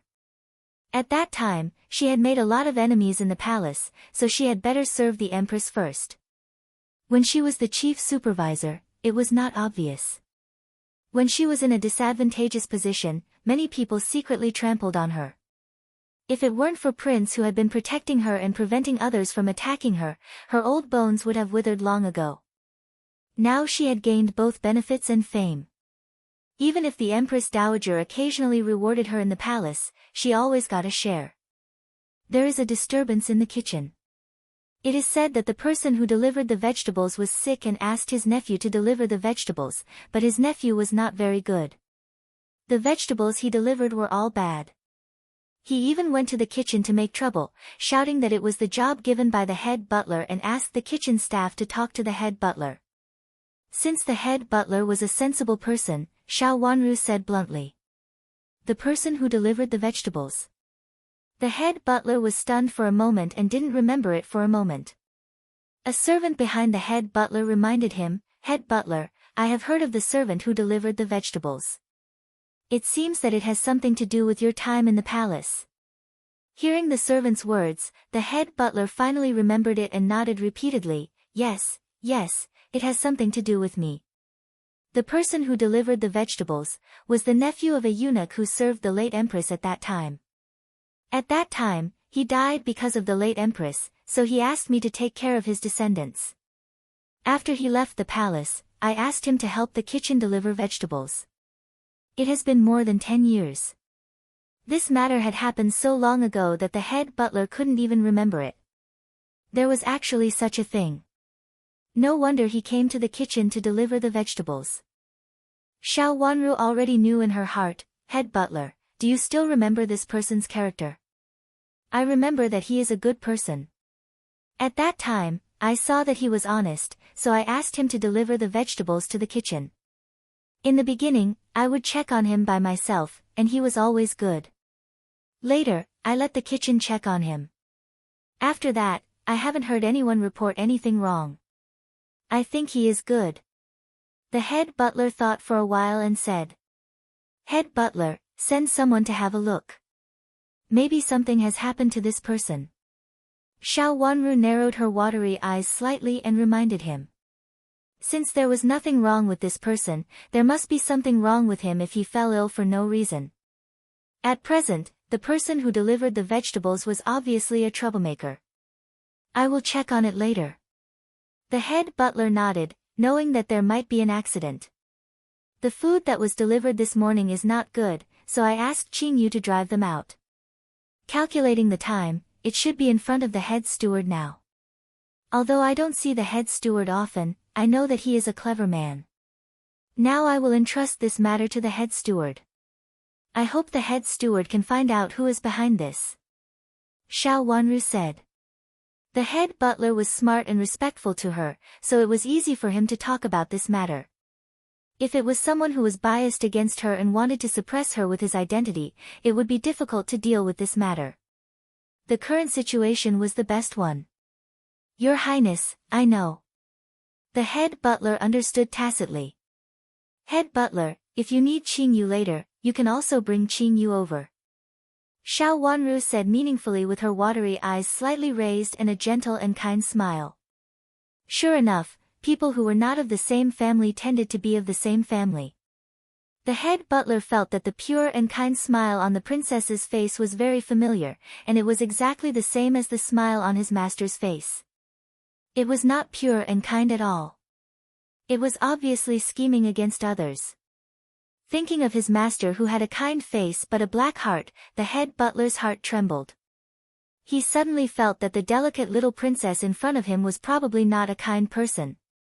But it was good that she was not a kind person. If the members of the royal family were really kind, they would not know how they died. It was good that she was not a kind person. The head butler left the backyard with a smile and smiled all the way. He was in a good mood. He had been worried that the princess that the prince married was too young and ignorant. Now it seemed that the princess and the prince were really a match made in heaven. After exiting the drooping flower gate, the head butler's smile disappeared and his face darkened. He walked out with the manservant with a dignified expression. Halfway there, he saw a manservant running over with a head full of sweat. Head butler, you're here. Someone came to look for you just now. He's very anxious and has asked you several times. Who is it? The head butler frowned and asked. I heard that it is a chef who delivers food from the kitchen and asks you to make decisions for him. I don't know what is going on and I am confused. The servant trotted after him and reported. Where did he say I went before? Sure enough, the princess guessed correctly. The head butler was delighted, but he did not show it on his face. He strode forward and asked. It was the head butler's order. Of course, I did not tell him where you went. I only said that the head butler had not gotten up yet and went to bed late last night. The servant wiped the sweat on his head and said. When people came to look for the head butler, if the head butler was not available, he would always say that he had something to do, but he would not tell others the specific matters. This time, seeing that it was still early, he deliberately changed the reason. Okay, then let's go and have a look. The head butler nodded and followed the servant all the way out. After turning a few yards, he saw a young man in his 20s standing in front of the road at the intersection. He was pacing around in circles. When he saw the head steward coming out, his eyes immediately lit up. He hurriedly rushed over and knelt in front of the head steward. He kowtowed to the head steward 3 times and said, Head steward, I beg you to seek justice for me. After saying that, he cried with grievance. There were 2 baskets behind him, which were full of vegetables and meat. There was even a chicken that was moving vigorously, as if it wanted to shake off all the vegetables on it. It was really vigorous. There was also a fish, which was swaying on the surface of the vegetables. From time to time, it jumped up and swung its tail, making a loud sound. What's going on? The head butler stopped, looked at the situation with his hands behind his back and asked. I don't know what's going on. Today, when I delivered the vegetables, the people in the kitchen either criticized the chicken for being sick, or said that the fish was dying and the vegetables were not fresh. But these were obviously good. If you don't believe me, you can ask someone to have a look. If there is a trace of something wrong with these things, I will accept all the punishments. The young man wiped his tears and said, My uncle has been sick these days, so he asked me to help deliver the vegetables for a few days. But the people in the kitchen are bullying me, pointing at me and saying that this is not good, that is not good. I was so angry that I wanted to find the head butler to judge, but they were not willing to do so, so they found a girl called Miss Chinua to punish me. They threw me out together with the basket, and the vegetables were all spoiled, and some spoiled ones. I dare not bring them in to show the head butler, so I only asked the head butler to make a decision. As he said that, he bowed to the head butler heavily, and his wronged voice was lost in sorrow. Chapter 1052. Remember in 1 second, 800 mail sign small/say net wonderful pop-up window free reading. The vegetables and meat in front of him were indeed very good. No matter how picky a person was, he couldn't say that the chicken was sick, and the fish was dying. They were clearly excellent food. Looking at the young man in front of him, he also had a face full of grievance and anger. It was obvious that he had been bullied. That's right, he had been slapped in the face. Of course, the one slapped was the head butler's face. Not to mention that she was the descendant of an old acquaintance. The head butler's face darkened and he looked terrible. Did the kitchen really say that? Head butler, I really did say that. If what I said was false, then let me be struck by lightning and die a horrible death. The young man wiped away his tears and swore a venomous oath. This seemed to be true. Several servants in the outer yard couldn't help but get angry. They were all servants of the head butler, and they trusted the head butler in the past. How could they not be angry when they saw the kitchen treat the head butler's servants so coldly? Head butler, I'll go ask the steward in the kitchen. Butler, that Qingyue is the princess's dowry. This is too presumptuous. Even when His Highness was still around, this kind of affairs in the outer court was managed by the chief steward. A few of the manservants said indignantly, one after another. The head butler waved his hand, and all the manservants immediately shut their mouths. Go and ask Qingyu to come over, the butler ordered lightly. Yes, your servant will go now. A quick-witted manservant answered and ran inside. Thank you, head butler. Thank you, head butler. Actually, this is also my fault.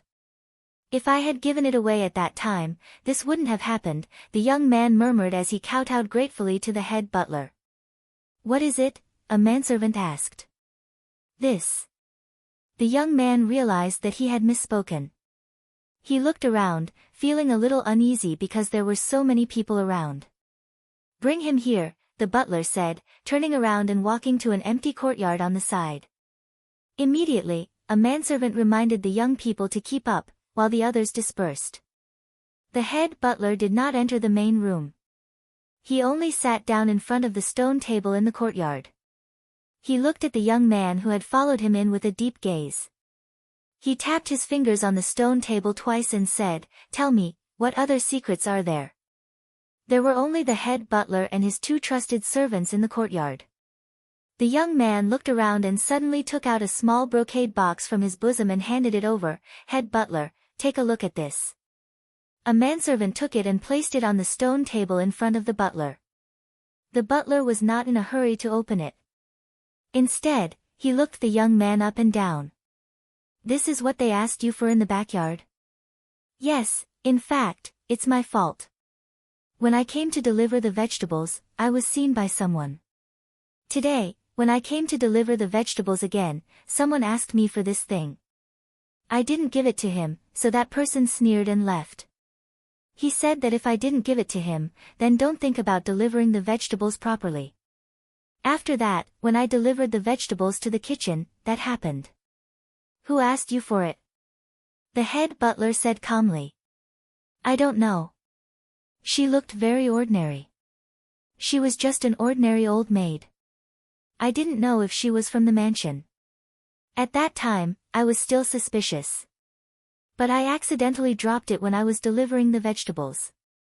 At that time, I saw people from the mansion, and they even threatened me, not allowing me to deliver the vegetables properly. The young man thought about it and smiled bitterly. In fact, I didn't care about it before. Maybe it had nothing to do with the mansion, and I was worried. So I kept this thing in my bosom. I didn't think that someone really wanted this thing from me and framed me. The young man felt more and more wronged. The head butler did not ask any more questions. His eyes fell on the brocade box that looked very old. This kind of brocade box was rarely seen in the outside world, but it was not rare in the palace. It could even be said to be very common. Now that it had been stained with the passage of time, it looked a lot older. There was even a lock hanging on the corner, which was a bit rusty. What is this? The head butler asked in a deep voice. I don't know either. It was given to me by my uncle. He said that it was passed down from my ancestors. My uncle was seriously ill before, so he gave it to me. I happened to take it with me that day, but it was seen by people in the mansion. I didn't know what was in it. I wanted to go back and have a look, but my uncle said that I was not allowed to see it. As the young man spoke, he took out a key from his bosom and handed it over respectfully. There was a brocade box and a lock. If it weren't for Xiao Wanru, the head butler would definitely open it at this time to see what was going on and ask about it. However, at this time, he did not open it rashly. He just looked at it casually, weighed it in his hand, and looked at the lock on it. It seemed that the lock had not been opened for many years, and the embroidery had become lumps. If he opened the lock, the rust below would definitely be damaged. The lock should not have been opened for many years. Do you mean that someone in the mansion recognized this brocade box and thought that there was something good in it, so he wanted to get it from you? The head butler asked. Well, I don't know. In fact, if it weren't for my uncle's repeated reminders, it would be okay to give it away. The young man scratched his scalp and said uneasily, looking very frightened and at a loss. My uncle also said that if something happened, he asked me to come to you and said that the head butler would definitely protect me. The head butler was a sentimental person. Let's call it a day. Qingyue is the princess's maid. You can come to deliver vegetables as usual in the future. I've also sent someone to the kitchen. The head butler said. Thank you, head butler. Thank you, head butler. Fortunately, you are here. Otherwise, I don't know where to go to plead for you. It turns out that it's the princess, it turns out that it's the princess's maid. I. The young man was grateful and panicked. Anyone who had offended the princess would feel panicked. But now that he had said these words, coupled with what he had said before, it was very likely that people would have a different kind of consideration. Besides the head butler, the princess was the only one who could be omnipotent in the mansion and could also mobilize the people in the kitchen. Since it was not the head butler's order, it must be the princess's idea. The head butler's eyes fell on the brocade box and he began to think. The young man did not dare to speak and quietly accompanied the head butler. Not long after, Qingyue came with a servant. After entering the door, she bowed to the head butler and said, Qingyue greets the head butler. Are you Qingyue? The head butler looked at Qingyue up and down. He was not familiar with the servant girls in the inner yard of the princess and Qingyue rarely went out of the inner yard. I am Qingyue, Qingyue said naturally. Have you seen this person before? The head butler pointed at the young man who delivered the vegetables. Qingyue turned her head to look at him and nodded. Qingyue has seen him before. He came to deliver vegetables to the head butler. Damn it, not only did the food he delivered was not good, but he also quarreled with the people in the kitchen. His attitude was arrogant and domineering. Qingyue asked someone to throw his vegetables out and asked him to prepare new vegetables. Otherwise, he is not allowed to deliver vegetables in the future. Do you know that it is also the prince's idea for him to deliver vegetables here? The head butler said with a displeased expression. Qingyue doesn't know. Qingyue only knows that his vegetables are not good. I can't let the master of the mansion eat these bad dishes and hurt her body. Qingyue answered. Her calm and indifferent attitude angered the head butler. He slammed the table heavily and said sternly, she is just a little servant girl. It's better not to interfere in some things. Guards, take her away and give her 10 strokes of the rod. Then send her back to the inner yard. Head butler, Her Highness also knows about this. Seeing that 2 servants came over and really wanted to take her away, Qingyue became anxious and said hurriedly. It really is the princess. The young man who delivered the vegetables looked shocked. Even if she is the princess, when His Highness is not in the mansion, she still has to discuss it with me. You are just a little servant girl. How dare you casually interfere in the affairs of the prince's mansion by relying on the princess's power? The head butler became more and more annoyed and scolded. The 2 servants dragged Qingyue down the stairs, one on each side. Qingyue shouted anxiously, "Head butler, I am the servant girl of the princess. Of course, the princess will punish me. You are just a steward of the outer yard. You can't interfere with the affairs of the inner yard." In the end, his voice was blocked. He must have been gagged. "Head butler, this is really related to the princess. How about, give this box to the princess?" The young man who delivered the vegetables knelt down in panic and begged. This matter was about to get out of hand. He was just a vegetable delivery man. Even if he had been holding back his anger and made a scene in front of the head butler, he didn't dare to make a scene at this time. It was the princess who was involved, not other people in the mansion. He was just a small vegetable delivery man, and he had to obey others. How dare he really go against the princess? Does the princess want this box? The head butler's eyes became gloomy, and there was a trace of fierceness at the bottom of his eyes. As a person who had been the head butler in the palace, his aura was naturally different from that of ordinary stewards. I don't know. It may not be the princess. It may be the princess who wants it on behalf of her elders, or it may be the princess. The young man who delivered the vegetables stammered and couldn't go on. He just looked at the head butler and begged, "Head butler, please give the box to the princess. Please." He seemed to be frightened and didn't dare to make trouble again. The head butler sneered in his heart. This guy was good at acting. If he didn't mention the princess and the princess's elders from time to time, he would be more like the princess. If it weren't for the fact that he had talked to the princess before, he would have fallen into the trap. He was old. He was really old. He had lived a peaceful life in Prince Chen's mansion for so many years and even lost his vigilance. That was why he almost let others take advantage of him. These people referred not only to the princess, but also to Rui, and great elder princess. If such an old box had something to do with the princess, it would be better to say that it had something to do with the princess's elders. Among the princess's elders, only Rui, and great elder princess could easily have something to do with the palace. This was a series of traps. Starting from the smallest thing, it would make people unconsciously investigate it. Leading him by the nose. The head butler's eyes fell on the brocade box. This brocade box was a little similar to the one in his memory. Chapter 1053. The brocade box in his memory was a box that couldn't be seen by others. The chief butler's heart skipped a beat, and his horrified eyes fell on a very small gap in the corner of the brocade box. His eyes suddenly froze. It was the brocade box that the former empress had lost. It was indeed the brocade box. The former empress's warning seemed to be ringing in his ears when she lost the box.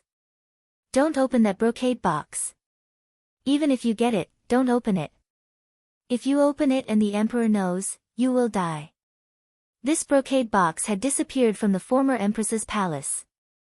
After that, the former empress called him over and warned him carefully with a pale face. She told him that even if he saw this box in the future, he should pretend that he didn't see it and must not open it. The emperor would not be willing to let others know what was inside. If someone knew and opened it without permission, he would die. The chief butler's forehead began to sweat. It turned out that their target was actually him. If the princess hadn't reminded him, he would have forgotten such an old thing.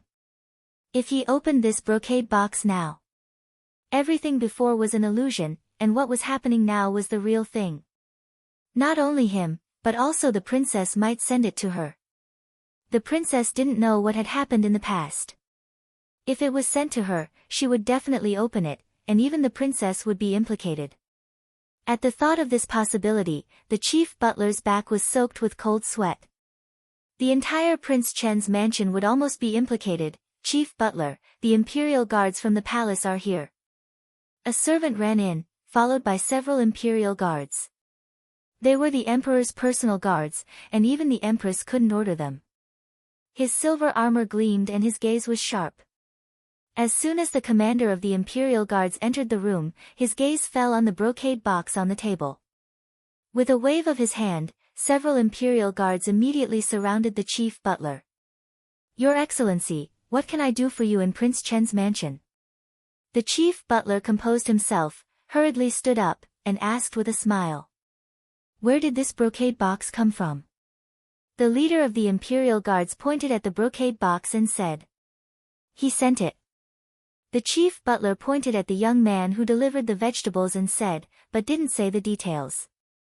Did you open it? The leader of the Imperial Guards stared coldly at the head butler. His hand was on the scabbard of his sword, and there was a faint murderous aura. I haven't opened it yet. I just feel that it's very strange for this person to give me such an embroidered box. This item seems to be something from the palace, so I don't dare to casually open it, the head butler said calmly. Although his eyes were calm, one could see that he was very puzzled. The leader of the Imperial Guards carefully looked at the chief butler from head to toe and did not find anything unusual about him. It seemed that he had indeed received a somewhat suspicious brocade box, so he was not in a hurry to open it. He was a cautious person. It was said that the chief butler of Princess Chen was the chief butler of the late Empress. He was indeed different from ordinary people. He was so cautious. No wonder he could work in Prince Chen's mansion. The leader of the Imperial Guards turned his gaze to the young man who delivered the vegetables. Did you send this brocade box? It's from me. The young man who delivered the vegetables also felt that something was wrong and stuttered. Where did you come from? The leader of the Imperial Guards asked coldly. It's passed down from my ancestors. My ancestors served the late Empress, little eunuch. The young man who delivered the vegetables took a step back in panic. He looked around and his eyes fell on the head butler with a pleading look. Didn't you see it passed down from my ancestors? The leader of the Imperial Guards asked again as if he did not see his panicked eyes. No, I heard that my ancestors don't allow future generations to see it. Seeing that the head butler also did not say a word, the young man who delivered the vegetables became more and more panicked. How could he finish his words? My ancestors Come on, take him away. The leader of the Imperial Guards waved his hand. Immediately 2 Imperial Guards came over, one on the left and one on the right, pulling the young man who delivered the vegetables away. Your Excellency. The young man who delivered the vegetables was anxious and immediately wanted to plead for mercy. He was still puzzled. Why did such a thing happen? That person had clearly promised him that as long as he did as he said, he would be rewarded heavily in the future. What was the matter with this disaster now? The 2 slaps made him spit blood from the corners of his eyes, blacked out, and unable to speak. Then, in a daze, he was dragged out like a dead dog. The courtyard became quiet. The leader of the Imperial Guards took a few steps forward and took the brocade box in his hand. After looking at it carefully for a few times, the look on his face relaxed. It could be seen that this rust mark had not been opened for more than 10 years. Head butler, I'm sorry. I came in a hurry and disturbed you. His Majesty heard that there were remnants of the previous dynasty who secretly wanted to murder Princess Chen when Prince Chen was not here. His Majesty specially asked me to come here. If I disturbed you, please forgive me. The leader of the Imperial Guards showed a polite smile on his face. Your Excellency, you're too polite. Since it is the remnants of the previous dynasty, we should catch them. Our prince is not here, so the safety of princess is in the hands of us servants. If anything happens to princess, we can't absolve ourselves of the guilt even if we die 10,000 times. The security in the mansion is indeed a little weak. Since your Excellency is here, please check it out. The head butler took a step back in order to advance. He took a step back, waved his hand behind him, and said with a smile. No matter who did this to Prince Chen's mansion today, it would not be easy to investigate. He originally thought that it was the one who sent the spoils, but now it seemed that this spoils was just a useless pawn. At this time, he was casually abandoned by others. There was nothing better than letting others check it out generously to prove his innocence. Prince Chen is not at home, and now there is only Princess Chen alone. It is not convenient for us to check it out. The leader of the Imperial Guards hesitated. If it was another prince's mansion, he might really check it out. But now it was Prince Chen's mansion, and Prince Chen was the most favored in the eyes of the emperor. If he came back and knew about this in the future, he was afraid that he would not be kind to him. Your Excellency, since you are here, please check it out. If you don't check it out, we will not be at ease, the head butler said earnestly. This, Your Excellency, please check it out. If you find out who is against Prince Chen's mansion, you can let us make preparations first. Now our princess is alone in the mansion, and it is really not safe, the head butler said again. Seeing that he repeatedly asked him, the leader of the Imperial Guards was a little tempted.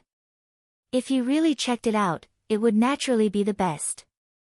Then, the leader of the Imperial Guards was about to agree, but he saw another Imperial Guard pull his sleeve. The leader of the Imperial Guards immediately came to his senses and hurriedly shook his hand and said, "Since it has nothing to do with your Prince Chen's mansion, then forget it.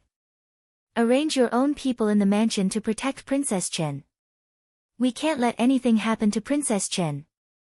Their so-called remaining evil of the previous dynasty was actually an excuse, and the purpose was this brocade box. Someone reported that he saw a person take the brocade box to Princess Chen, and it was the brocade box that the former empress had lost more than 10 years ago. The emperor was furious, so he sent someone here and told the leader of the Imperial Guards that if anyone saw it, he would kill them. If it was Princess Chen who saw it, he would also ask someone to keep Princess Chen under surveillance and wait for the emperor's new instructions. If they really searched Prince Chen's mansion now, when Prince Chen came back, he would definitely not stop. This master looked weak, but in fact, he was cruel and merciless. The people in the Imperial Guards had suffered a lot from Prince Chen. When they entered Prince Chen's mansion just now, several of them couldn't help but think that it was fortunate that Prince Chen was not here. Otherwise, none of them who rushed into Prince Chen's mansion would have a good ending. The matter had been settled, and no one had opened the brocade box, so there would be no conflict with Prince Chen's mansion. That was the best result. How could there be more problems? It would be best if nothing happened to him. After saying that, the leader of the Imperial Guards left with the brocade box. The head butler saw them off from behind. When they reached the main gate, he realized that there were more than just the few Imperial Guards that he had seen. There was another group of people waiting outside. Every one of them had a fierce look in their eyes, which was not something ordinary guards could compare to. The Imperial Guards went back to the mansion to report. The chief butler saw them off at the gate with a smile. However, when they disappeared, his face changed dramatically and he hurried to the inner courtyard. He ordered the servant to report the matter of the Imperial Guard's visit to the mansion to Xiao Wanru first, and then he followed. The chief butler had approved of Xiao Wanru before, so at this time, he naturally had to discuss something with Xiao Wanru. Such a matter was no longer something that he, a butler's servant, could solve. Even though he, a servant, used to be the chief butler in the palace, he did not dare to go against Xiao Wanru at this time. Just now, when the leader of the Imperial Guards came in, his murderous look clearly showed that the emperor had given an order. After that, he left because the brocade box was not opened, and he almost lost his life. Thinking of this, the chief butler felt a chill in his heart and continued to sweat. Xiao Wanru got the message from the servant first. When she heard about the brocade box, she was very surprised. Although she had guessed that someone was secretly plotting against her mansion, it was not easy to do something big, so she had to start with small things. However, she did not expect that this small brocade box seemed to have a big background, and it was related to the emperor, which really made her feel frightened. Originally, it was just a guess. She thought that these things would be revealed one by one, but she did not expect that things would change so quickly. Fortunately, the chief butler was cautious, otherwise the matter might have been exposed at this time. The chief butler came very quickly. When the servant told him the matter in detail, the chief butler had already come over. After asking someone to report to Xiao Wanru, the chief butler waited outside the corridor. It didn't take long for Xiao Wanru to invite the chief butler Indiana. All the other maids left, leaving only Yujie and Chu Lu, her two trusted subordinates. Looking at the chief butler's pale face, Xiao Wanru frowned slightly.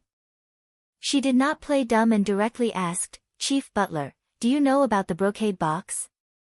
Is someone trying to kill us?" Chapter 1054. Your Highness, someone does want to deal with us. If we open it rashly, it will inevitably cause a disaster.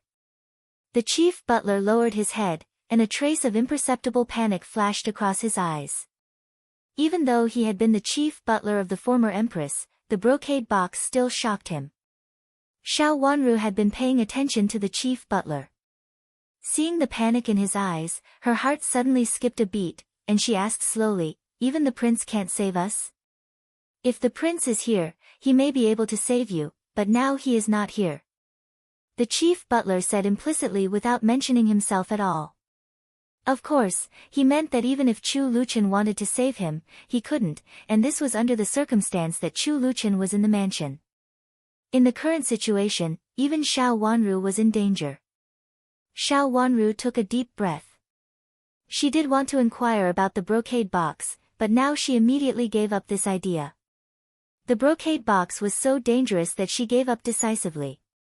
"Chief butler, what do you think will happen next?" Xiao Wanru stopped paying attention to the brocade box and changed the topic. The chief butler was relieved. The princess was smart, but she was young. He was afraid that she couldn't help being curious and continued to inquire about it. There were some things he knew, and some things he didn't know. But no matter what he knew, it was wrong for the princess to inquire about it at this time. If someone with ulterior motives heard about it, he was not sure what kind of rumors would be spread. It was indeed the best and least suspicious way not to inquire about it at this time. "Rest assured, Your Highness. At least we can be stable for a period of time now," the chief butler said. Such a thing had attracted the attention of the emperor. Although the imperial guards did not come in to check the mansion before, they had indicated that their mansion had been targeted by the emperor's imperial guards. Whoever dared to deal with the prince's mansion at this time would be noticed by the emperor. The person who delivered the brocade box should be an abandoned pawn. No matter how we investigate, we won't find anything. The person who delivered the brocade box first was the nephew of a eunuch in the palace. He was loyal to the former empress and died for the former empress. The brocade box should have nothing to do with him. At most, it's related to his nephew. Your Highness, I think it's better to send someone to investigate him at this time, the chief butler continued. He acted like he didn't know. Now that there was the matter of the brocade box, since he did not know about it, it was a separate problem. As the host, it was reasonable for him to send someone to inquire about it. "Thank you for your trouble, head butler. Head butler, please handle this matter in the usual way." Xiao Wanru nodded and did not ask the chief butler specifically how to do it. This was a matter of the outer court. Since the chief butler did it normally, he had his own set of procedures. She didn't know that if she interfered, it would only ruin things. "Don't worry, princess. I understand." The head butler nodded. This was indeed the best thing to do at this time, but it was also the most confusing. Xiao Wanru thought for a while and said, "I won't go out recently, and I'll inform my maternal grandma. If anyone comes to invite me in the future, you can also refuse them and say that I'm ill." "Princess, you mean?" The head butler didn't understand at first, but after thinking about it carefully, his eyes lit up. He looked at the little princess in front of him with great admiration. She was so young, but she could be so mature. She was really amazing to be able to keep calm. "Everything in our mansion is as usual, but only Your Highness is not in good health." Xiao Wanru saw that he understood what she meant, so she said with a soft smile, "It's just a little discomfort. There's no need to alarm the imperial physician, and there's no need to go out to find a doctor." "Princess, I understand." The head butler nodded repeatedly. At this time, he was sincerely convinced by Xiao Wanru. "Let's not do anything. Even if there are some things, it's a small matter. Let's see who can't bear it first," Xiao Wanru said meaningfully. This matter had come to an end for the time being. As long as the next matter was not in Prince Chen's mansion, it had nothing to do with her. She just needed to wait for Chu Liuchen's return. Under the intentional comfort of Xiao Wanru and the head butler, this matter was suppressed to the minimum in Prince Chen's mansion. The people in the mansion only knew that the young man who delivered the vegetables was arrogant. He only helped his uncle deliver the vegetables for 2 days, but he offended the master. After that, they didn't ask him to deliver the vegetables anymore. It was said that this person was also the nephew of the previous person who delivered the vegetables. The first person who delivered the vegetables was indeed sick. The servants in the mansion also heard that the imperial guards came to find the remnants of the previous dynasty, but they didn't take it seriously. They just came to ask about it, and then left. They even took away the young man who delivered the vegetables and was full of lies, which saved Prince Chen's mansion a lot of trouble. The whole Prince Chen's mansion was calm and everything was in order. There was no reaction in Prince Chen's mansion, but there was an undercurrent in the capital city. Many people were secretly worried. It seemed to be a simple matter, but many people intervened in it. In a remote and empty meditation room in Yuyan Temple, Master Jian, the abbot of Yuyan Temple, sat under a chair by the side window with his palms together and a bad look. Prince Cheng, who looked even worse, slammed his hand on the table so hard that several cups on the table jumped up. He said, "How could this be? Didn't you say that we would definitely succeed this time? As long as the brocade box is opened in Prince Chen's mansion, we will definitely be able to deal with Princess Chen. What's going on now? How could he not be furious? He'd obtained this brocade box with great difficulty, and he'd been keeping it for so many years because he'd wanted to use it at the most appropriate time. However, not only had he failed to obtain any effect, he'd even wasted a trump card in his possession." Master Jian opened his eyes slowly and said, "Your Highness, have you found out that Princess Chen is fine?" "I've found out that the butler of Prince Chen's mansion is fine. He appeared in front of everyone and even went to find the person who delivered food to their mansion. He has been like this for so many years. How could he be fine?" Prince Cheng said angrily. He did not have many trump cards like this in his hands. Now it was useless and it was wasted. The more he thought about it, the angrier he became. The butler of Prince Chen's mansion is fine, but it doesn't mean that Princess Chen is fine.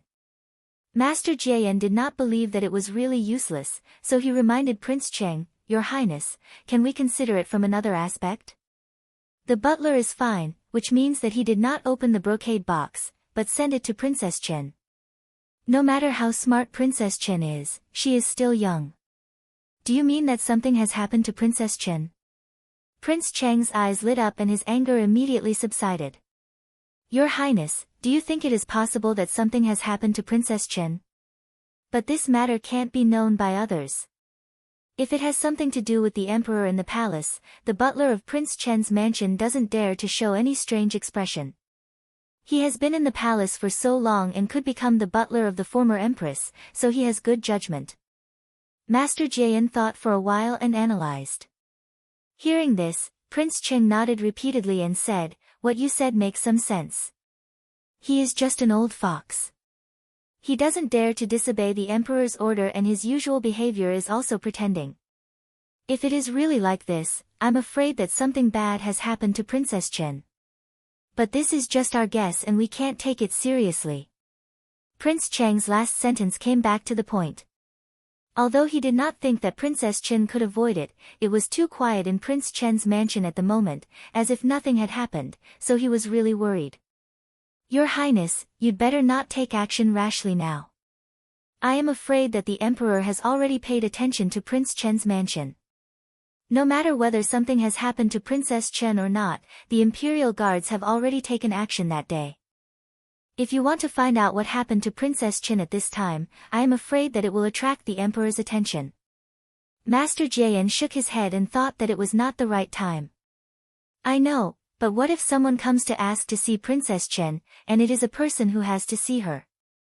Prince Cheng knocked his hand on the table and said slowly. "Your Highness, you'd better not take action at this time. You have waited for so many years, so why are you in such a hurry? Anyway, you are not the only one who is anxious this time, and you are not the one who takes action this time. It is not necessary for you to arouse suspicion at this time. If the emperor suspects you, it will be a big deal. Master Jian said meaningfully. Prince Chen was not those princes. If he was really found to have an ulterior motive, the emperor would definitely take action against him immediately and would not show mercy. Okay, then let's wait a little longer and focus on Prince Zhou's mansion. It was he who sent this box to the Empress, so the person who directly took action should be related to Prince Zhou's mansion. It is the best that your highness can think so. Master Jian breathed a sigh of relief. He was afraid that Prince Cheng would not listen to his advice and really take action rashly. In Prince Zhou's mansion, Chu Liuzhou was also angrily smashing his cup. There was only one other person in the study besides him, who was his uncle and the Empress's second brother, Ji Lingzhen. Your Highness, the Empress told you not to let others see anything. You should do what you should do and don't be too close to Prince Chen's mansion. Ji Lingzhen advised. He wasn't the eldest son and didn't inherit the title of nobility. Usually, he was just an idle servant. Usually, he didn't look like a successful person, but in fact, he was always by Prince Zhou's side to help him make plans. Second uncle, didn't you say that this matter would inevitably cause chaos? Why is nothing happening now? Chu Liuzhou had always been bad-tempered. At this time, he felt more and more aggrieved. He felt that this kind of thing did not even cause a ripple, but his mother said it was so powerful before. This kind of thing was not as good as doing it with real knives and guns. If you wanted to make Princess Chen disappear in Prince Chen's mansion, the best way was to kidnap her or kill her. Now such a big thing seemed to be very powerful, but there was not even a ripple, which really made people feel that it was a joke. No, I have to find someone to ask about this. I can't just wait like this. Chu Liuzhou stood up and said to the outside, "Come in." Your Highness, I'm here. A servant immediately came in at the door and said respectfully after saluting. Chapter 1055. Your Highness, please wait a minute. Ji Lingzhen hurriedly stood up and reached out to stop him. Your Highness, don't you think about what the Empress said? Thinking of the Empress's words, Chu Liuzhou was relieved. He waved his hand helplessly and said, "Leave." Yes. The servant hurriedly left. Second uncle, what should I do now? My mother told me not to do anything and just wait. But how can I get anything by waiting like this? Chu Luqian is coming to the capital city. Chu Liuzhou swung his sleeves impatiently and said. Your Highness, don't worry. I think you should be more patient at this time. You can't let others find out that you and the Empress want to do this. Although Ji Lingzhen was his uncle, he didn't dare to put on airs in front of Chu Liuzhou, so he could only persuade him softly. My mother asked me to wait all the time. If I keep waiting, Chu Luyue will die. Now even Chu Luqian, the invalid, may be more important than me. Chu Liuzhou was angry. He felt that he couldn't wait any longer after waiting for so many years. He was the legitimate son, but why couldn't he be the crown prince? His mother was the empress in the palace, and he was the only son of his mother. No matter from which aspect, he should be the legitimate son. Compared with him, Chu Luyue and Chu Luqian were nothing. However, his father was partial.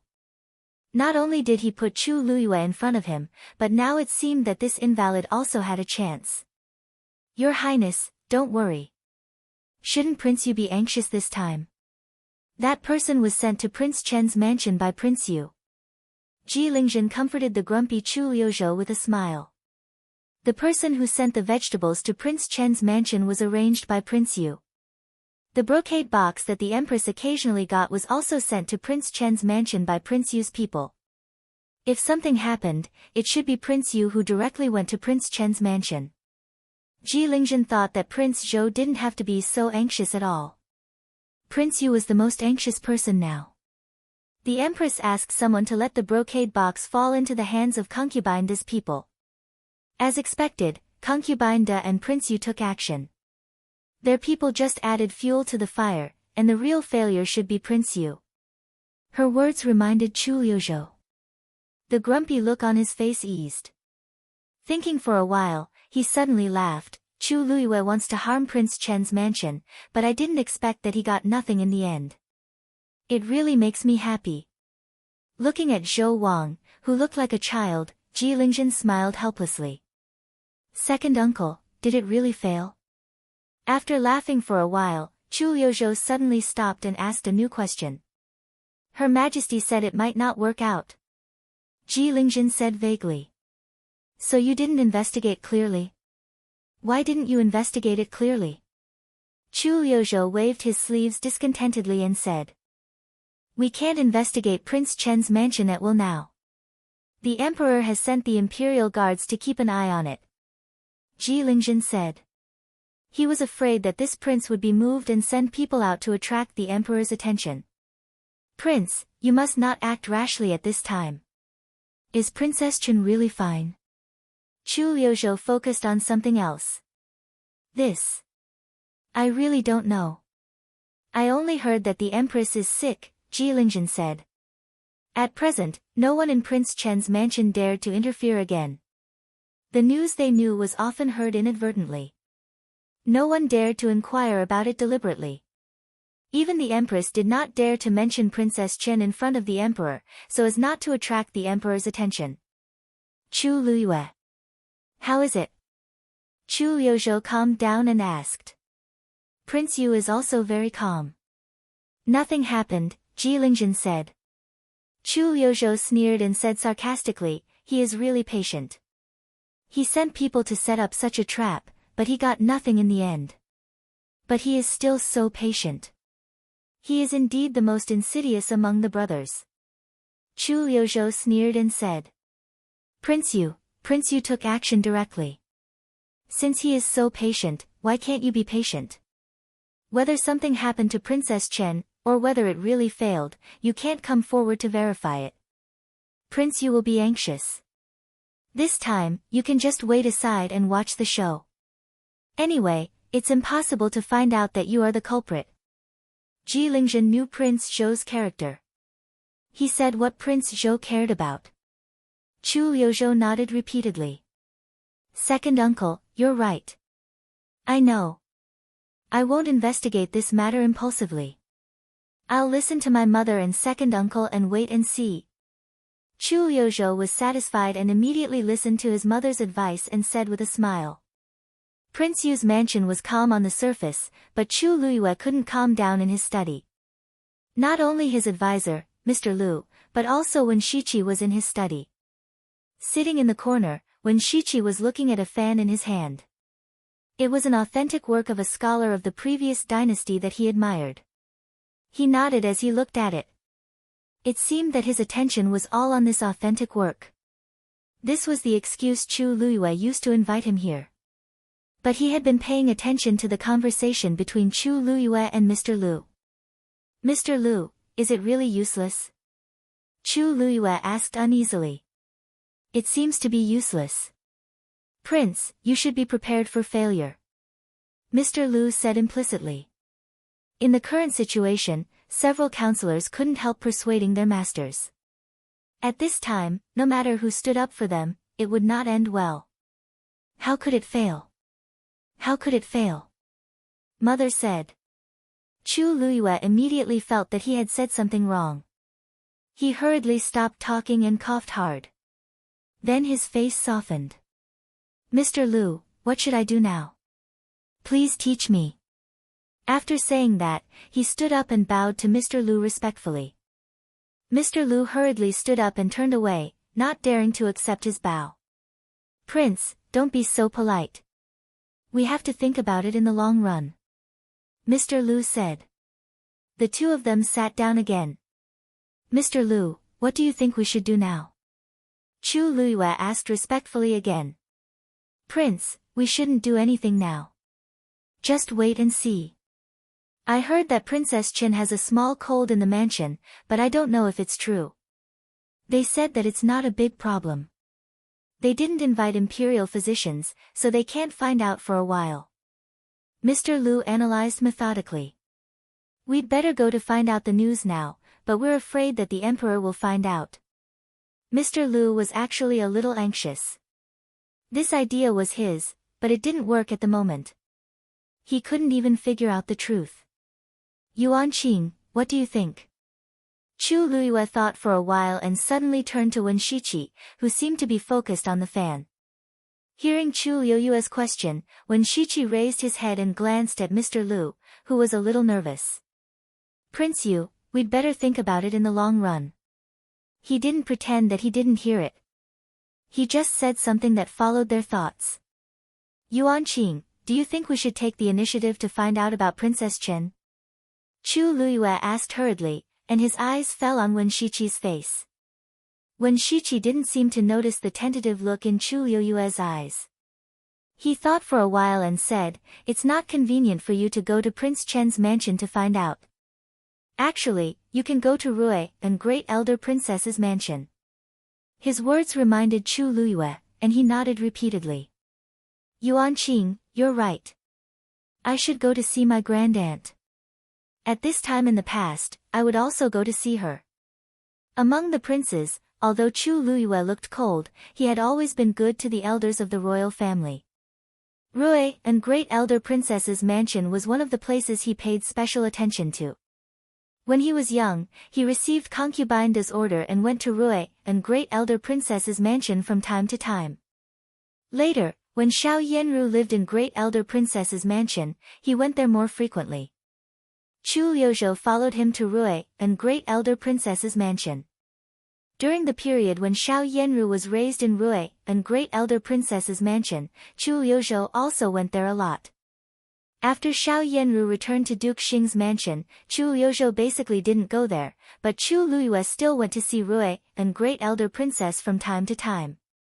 For this reason, the emperor often praised him in front of concubine Da, saying that he was a person who respected elders. It was indeed the time to visit Rui and Great Elder Princess at this time. After thinking about this, Chu Luiyue asked Wen Shiqi and Mr. Lu to go back first. He asked someone to prepare gifts and went to Rui and Great Elder Princess's mansion. When the carriage arrived at Great Elder Princess's mansion, the gatekeeper saw that it was Prince Yu's carriage, so he asked someone to report and unbolted the door, inviting Prince Yu to enter. In the past, His Royal Highness Prince Yu often came. The gatekeeper naturally recognized His Royal Highness Prince Yu's carriage. After leading the carriage to the parking lot inside, Chu Luiyue got out of the carriage and saw two beautiful servant girls already waiting in front of him. Seeing him come down, they hurriedly stepped forward and saluted, "Your Highness." "No." Chu Luiyue waved his hand politely and asked, "How is my grandaunt?" "The weather has been bad recently, so I brought some tonics here." "Thank you, Your Highness.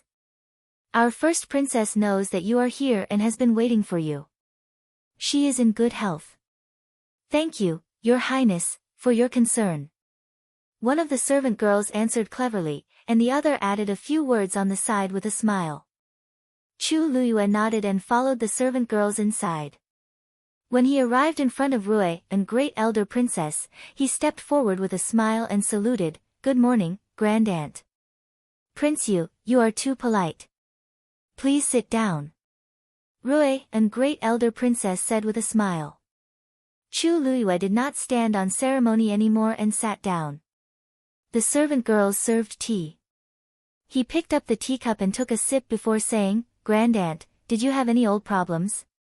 Rui and Great Elder Princess looked strong, but in fact, she was not very good, especially at this time, she was prone to some small problems. "Thank you, Your Highness, for your concern.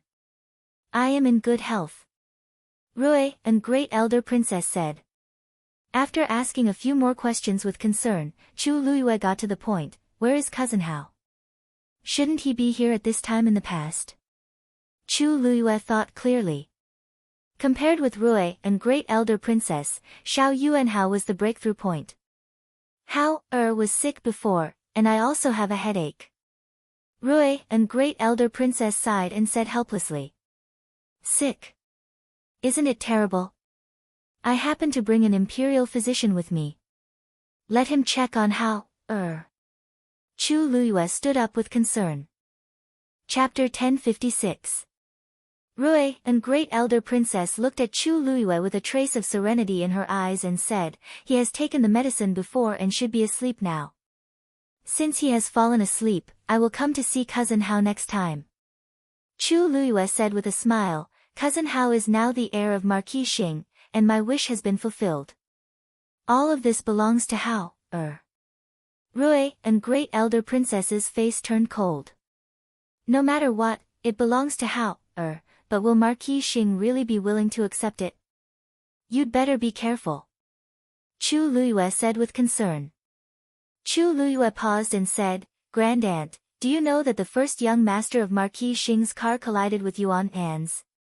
"What do you mean?" Rui, and Great Elder Princess frowned and didn't understand what Chu Luyue meant. The Great Elder Princess had naturally heard of this matter before, as it had caused quite a stir in the past. Actually, Chu Luyue hesitated for a moment and looked at the people around Rui, and Great Elder Princess.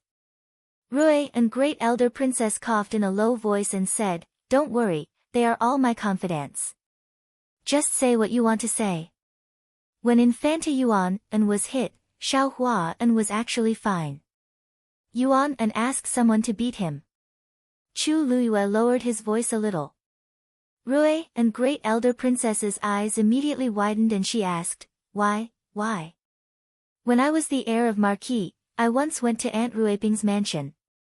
Speaking of this, Aunt Ruiping should also dislike Marquis Xing very much, Chu Luyue said with a smile. His words were implicit, but it was not difficult to understand the meaning behind it. Chu Luyue said something in front of Rui, and Great Elder Princess, so Rui, and Great Elder Princess also disliked Marquis Xing. Therefore, after Infanta Yuan and was hit, she found an excuse to beat Xiao Hua and. This was a show of goodwill to Rui, and Great Elder Princess. When Infanta Yuan and was in the palace, she said it was completely an accident. Rui, and Great Elder Princess was stunned and then understood. She smiled more gently, narrowed her eyes and nodded with appreciation. Has Yuan and recovered from his injury? Her face was injured.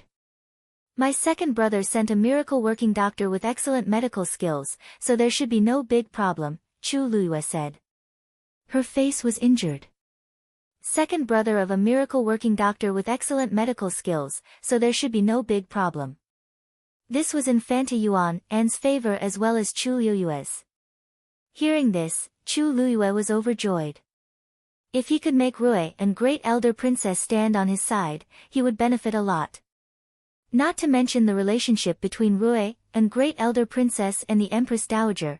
Rui and Great Elder Princess granddaughter was Xiao Wanru, and she had always stood firmly behind Xiao Wanru, which was enough to make Xiao Wanru work for him. Chu Liuchen's actual situation had always been a mystery. If he could place a chess piece beside Chu Liuchen, it would be too advantageous for him. Great Aunt, Infanta Yuan An's injury should not be a big problem. It doesn't matter whether you go or not. If you go too soon, it will make people suspicious, and Marquis Xing's mansion may see something and say something to my father. Chu Luyue said for Rui and Great Elder Princess's sake. He just said what he said casually to please Rui and Great Elder Princess. If Rui and Great Elder Princess went to Ruiping Great Elder Princess to say something, it would be inappropriate. It was good that everyone knew it. Rui and Great Elder Princess, after thinking for a while, she nodded and said, I worry too much. Great Aunt, I'm afraid that Xiao Jing will not let go of Cousin Hao's matter, will he? After showing his goodwill, Chu Luyue looked more and more concerned. Rui and Great Elder Princess said with a cold snort with a straight face, he can do whatever he wants. I'm not afraid of him. Great Aunt, you're not afraid, but what if Xiao Jing wants to deal with Princess Chen and Cousin Hao? Third brother is not in the mansion at this time. If something happens in the mansion, Princess Chen is too young to deal with it. Chu Luyue reminded Rui and Great Elder Princess. Even if Prince Chen is not here, Xiao Jing can't use filial piety to suppress Princess Chen. Moreover, old Madam of Marquis Xing is not in the mansion. Rui, and great elder princess, had been paying attention to the affairs of Marquis Xing's mansion. She knew that old madam had already packed up and went to the Yuhui nunnery. Old madam of Marquis Xing's mansion could suppress Xiao Jing with filial piety, but Marquis Xing's mansion, Xiao Jing. Great aunt, you are right. I'm just afraid that Xiao Jing is not simple.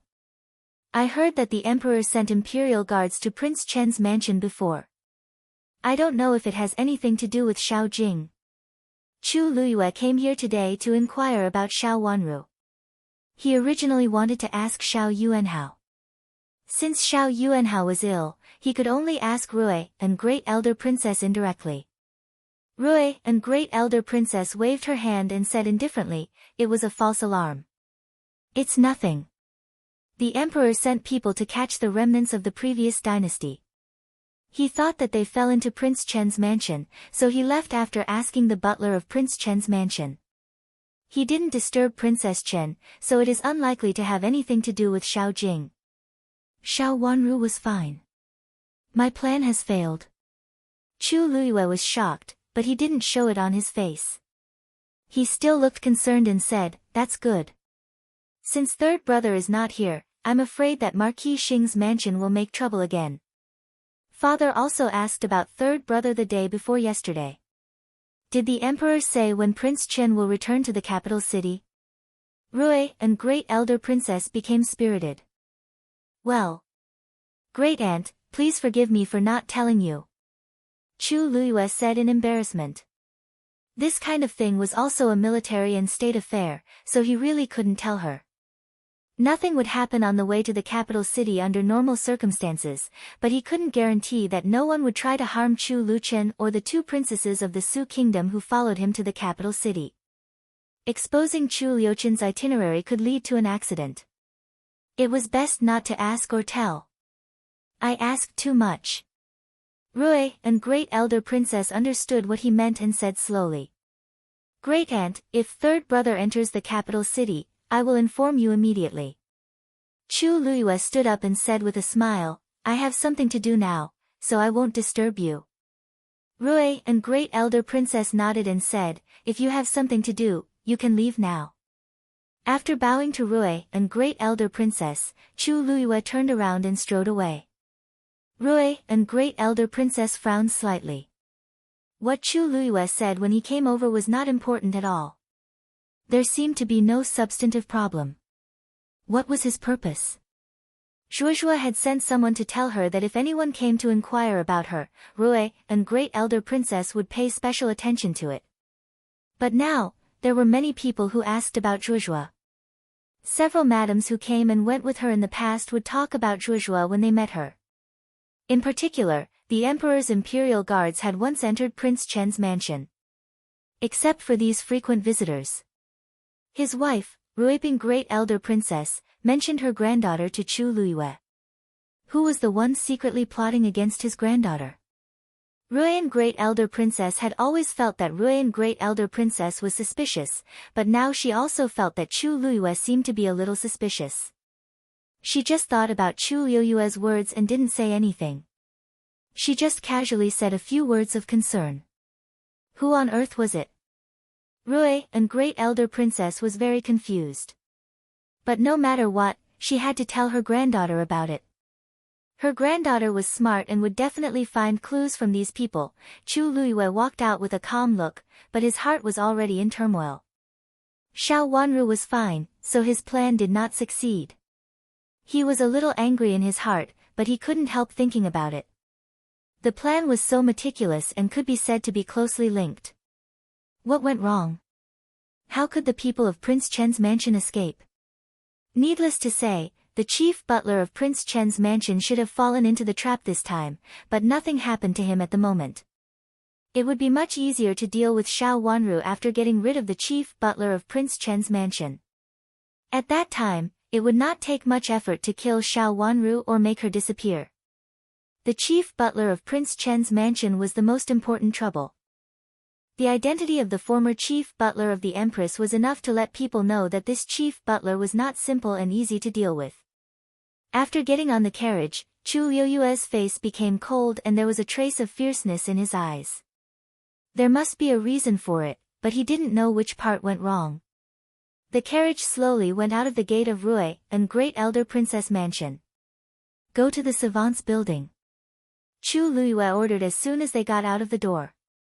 The coachman answered, raised his whip and drove the carriage in a different direction, heading for Chu Luiyue's favorite savant's building. On the halfway, the carriage stopped for a moment. A little eunuch dressed as a manservant got off the carriage and ran away quickly. He was ordered to go to the deputy prime minister's mansion to invite third young master Wen Shiqi. The business of the savant's building was very good. Those who had passed the examination had not been officially appointed, so they would hold banquets here from time to time. In addition, many elegant people also liked to come here, so the business was getting better and better. When Chu Luiyue got off the carriage, a sharp-eyed waiter immediately saw him and recognized him. He came up to him with a smile and said, "Your Highness, please." Chu Luiyue had ordered before that the waiter here was not allowed to call him Your Highness, indicating that he didn't want to reveal his identity here. Chu Luiyue followed him into the savant's building. The first floor was almost full, so he didn't stay here and went straight to the fourth floor. There was a private room on the fourth floor, which had been reserved for him by the restaurant. Who is this? Didn't they say that there were no private rooms left?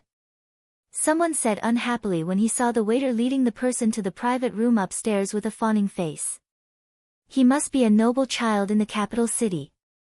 Even if we pass the examination, we can't compare with him. Another man beside him raised the corner of his mouth and said in a sarcastic tone. He was really unconvinced. Some of them had passed the examination, and some had not. When they drank together before, they were quite congenial, so they deliberately gathered here a few more times. They originally wanted to book a private room, but just now the waiter kept saying that there were no private rooms left. Now that someone was directly led upstairs, he was very unconvinced. Yan Shi also followed Chu Luiyue up. Coincidentally, he was also among this group of people. Chapter 1057. When Shiqi followed the servant who led the way and walked slowly to the stairs. When he reached the top of the stairs, he turned slightly and looked at Yan Shi, who was looking at him from below. The two of them looked at each other and turned away quietly. When Shiqi knew the person in charge of Wang Xingxue's incident. Yan Shi knew the Zhuang Yuan of the previous circle and the current official of the Ministry of Justice. When Shiqi continued to go up, and Yan Shi lowered her head thoughtfully, when he went up to the fourth floor, he pushed open the door of the private room and saw Chu Luiyue sitting there with a gloomy face, holding a wine glass. He took 2 steps forward and saluted, "Your Highness." "Yuan Qing, don't be so polite. Please sit down." Chu Luiyue reached out and pressed his forehead with his eyebrows slightly relaxed. When Shiqi did not stand on ceremony and sat down on the chair opposite Chu Luiyue. A pair of cups had already been placed there. A little eunuch dressed as a servant came over and poured a glass of wine for him and stepped aside. "Your Highness, what's the matter?" When Shiqi did not raise his glass. He looked at Chu Luiyue's face and asked. "Yuan Qing and I grew up together and were friends when we were young. Now Yuan Qing is on my side wholeheartedly. I won't hide it from you. Nothing happened in Prince Chen's mansion. Yuan Qing, please help me analyze why nothing happened. Didn't father find any prohibited items in Prince Chen's mansion?" Chu Luiyue said. The brocade box involved too many things. Even if he told Wen Shiqi, he only mentioned it vaguely. He only said that he accidentally got a prohibited item related to the previous dynasty. Although this matter was discussed by Chu Luiyue and Mr. Lu, they did not hide it from Wen Shiqi when they talked about it in the study afterwards. "Is Princess Chen all right?" Wen Shiqi asked calmly. "She's fine.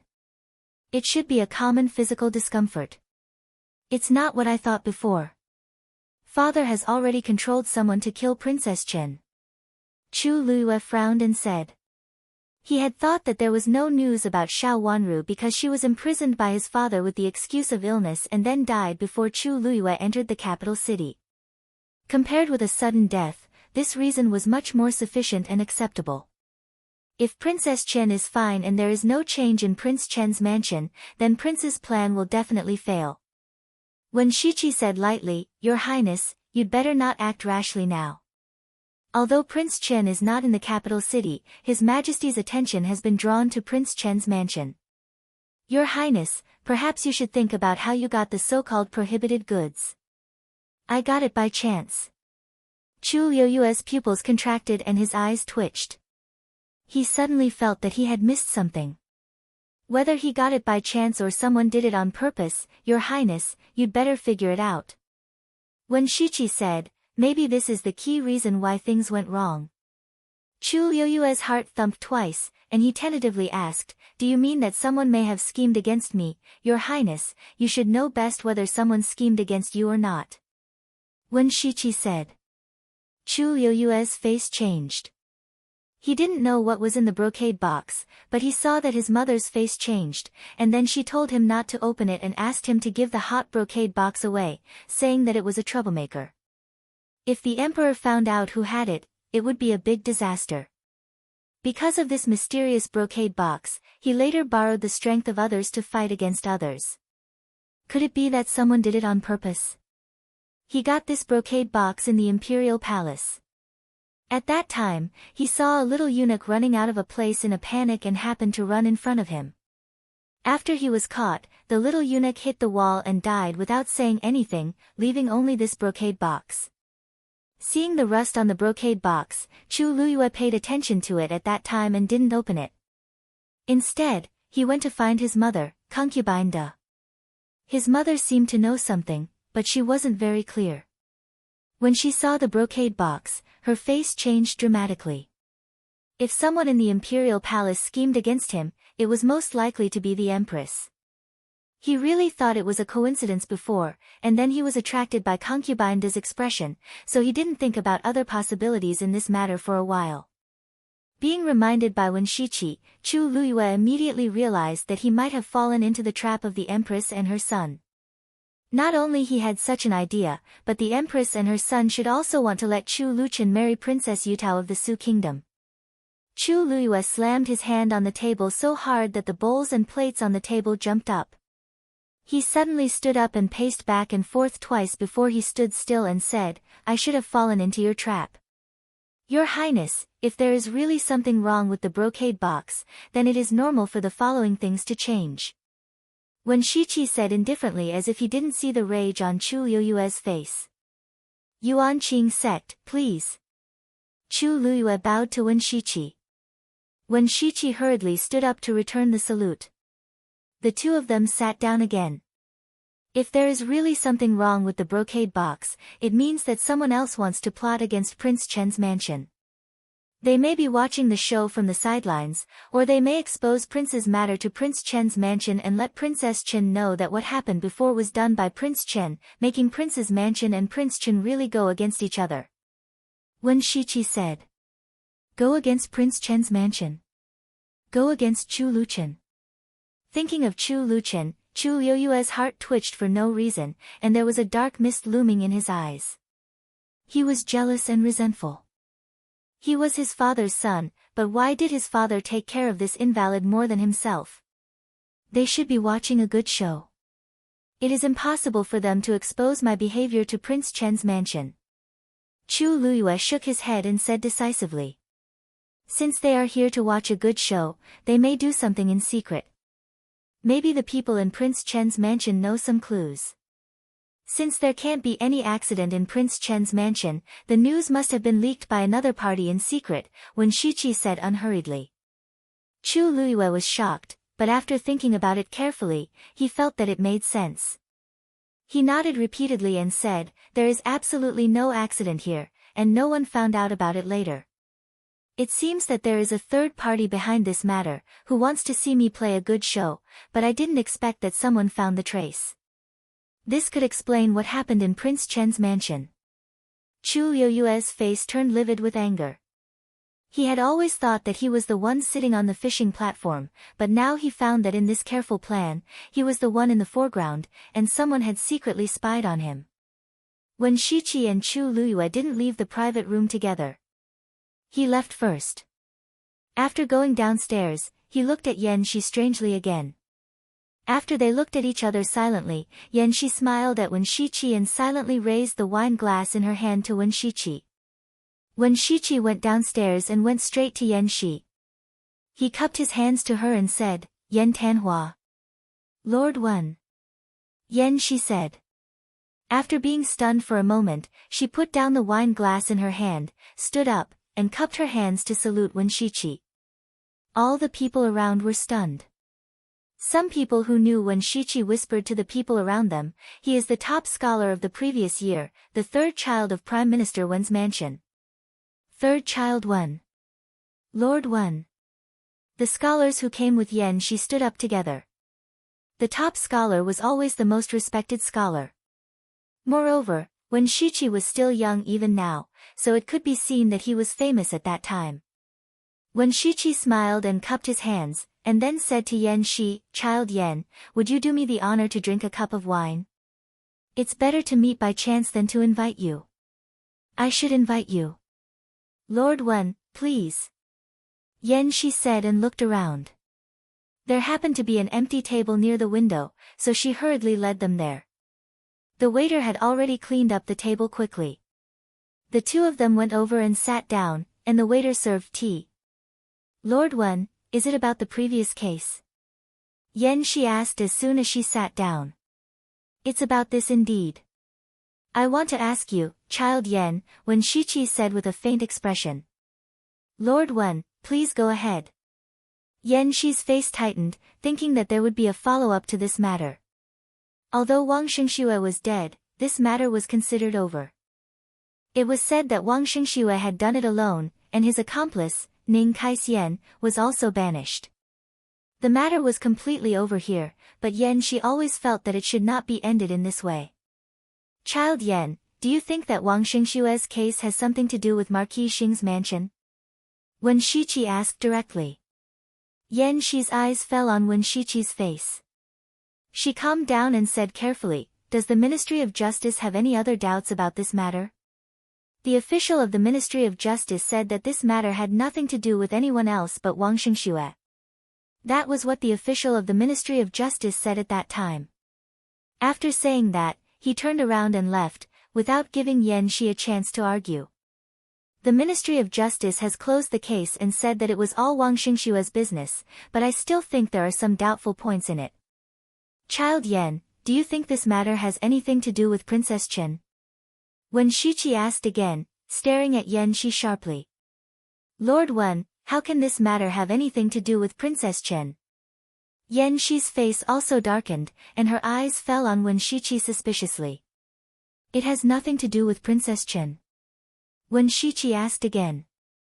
Absolutely not. Yan Shi answered decisively. He really felt that this matter had nothing to do with Princess Chen.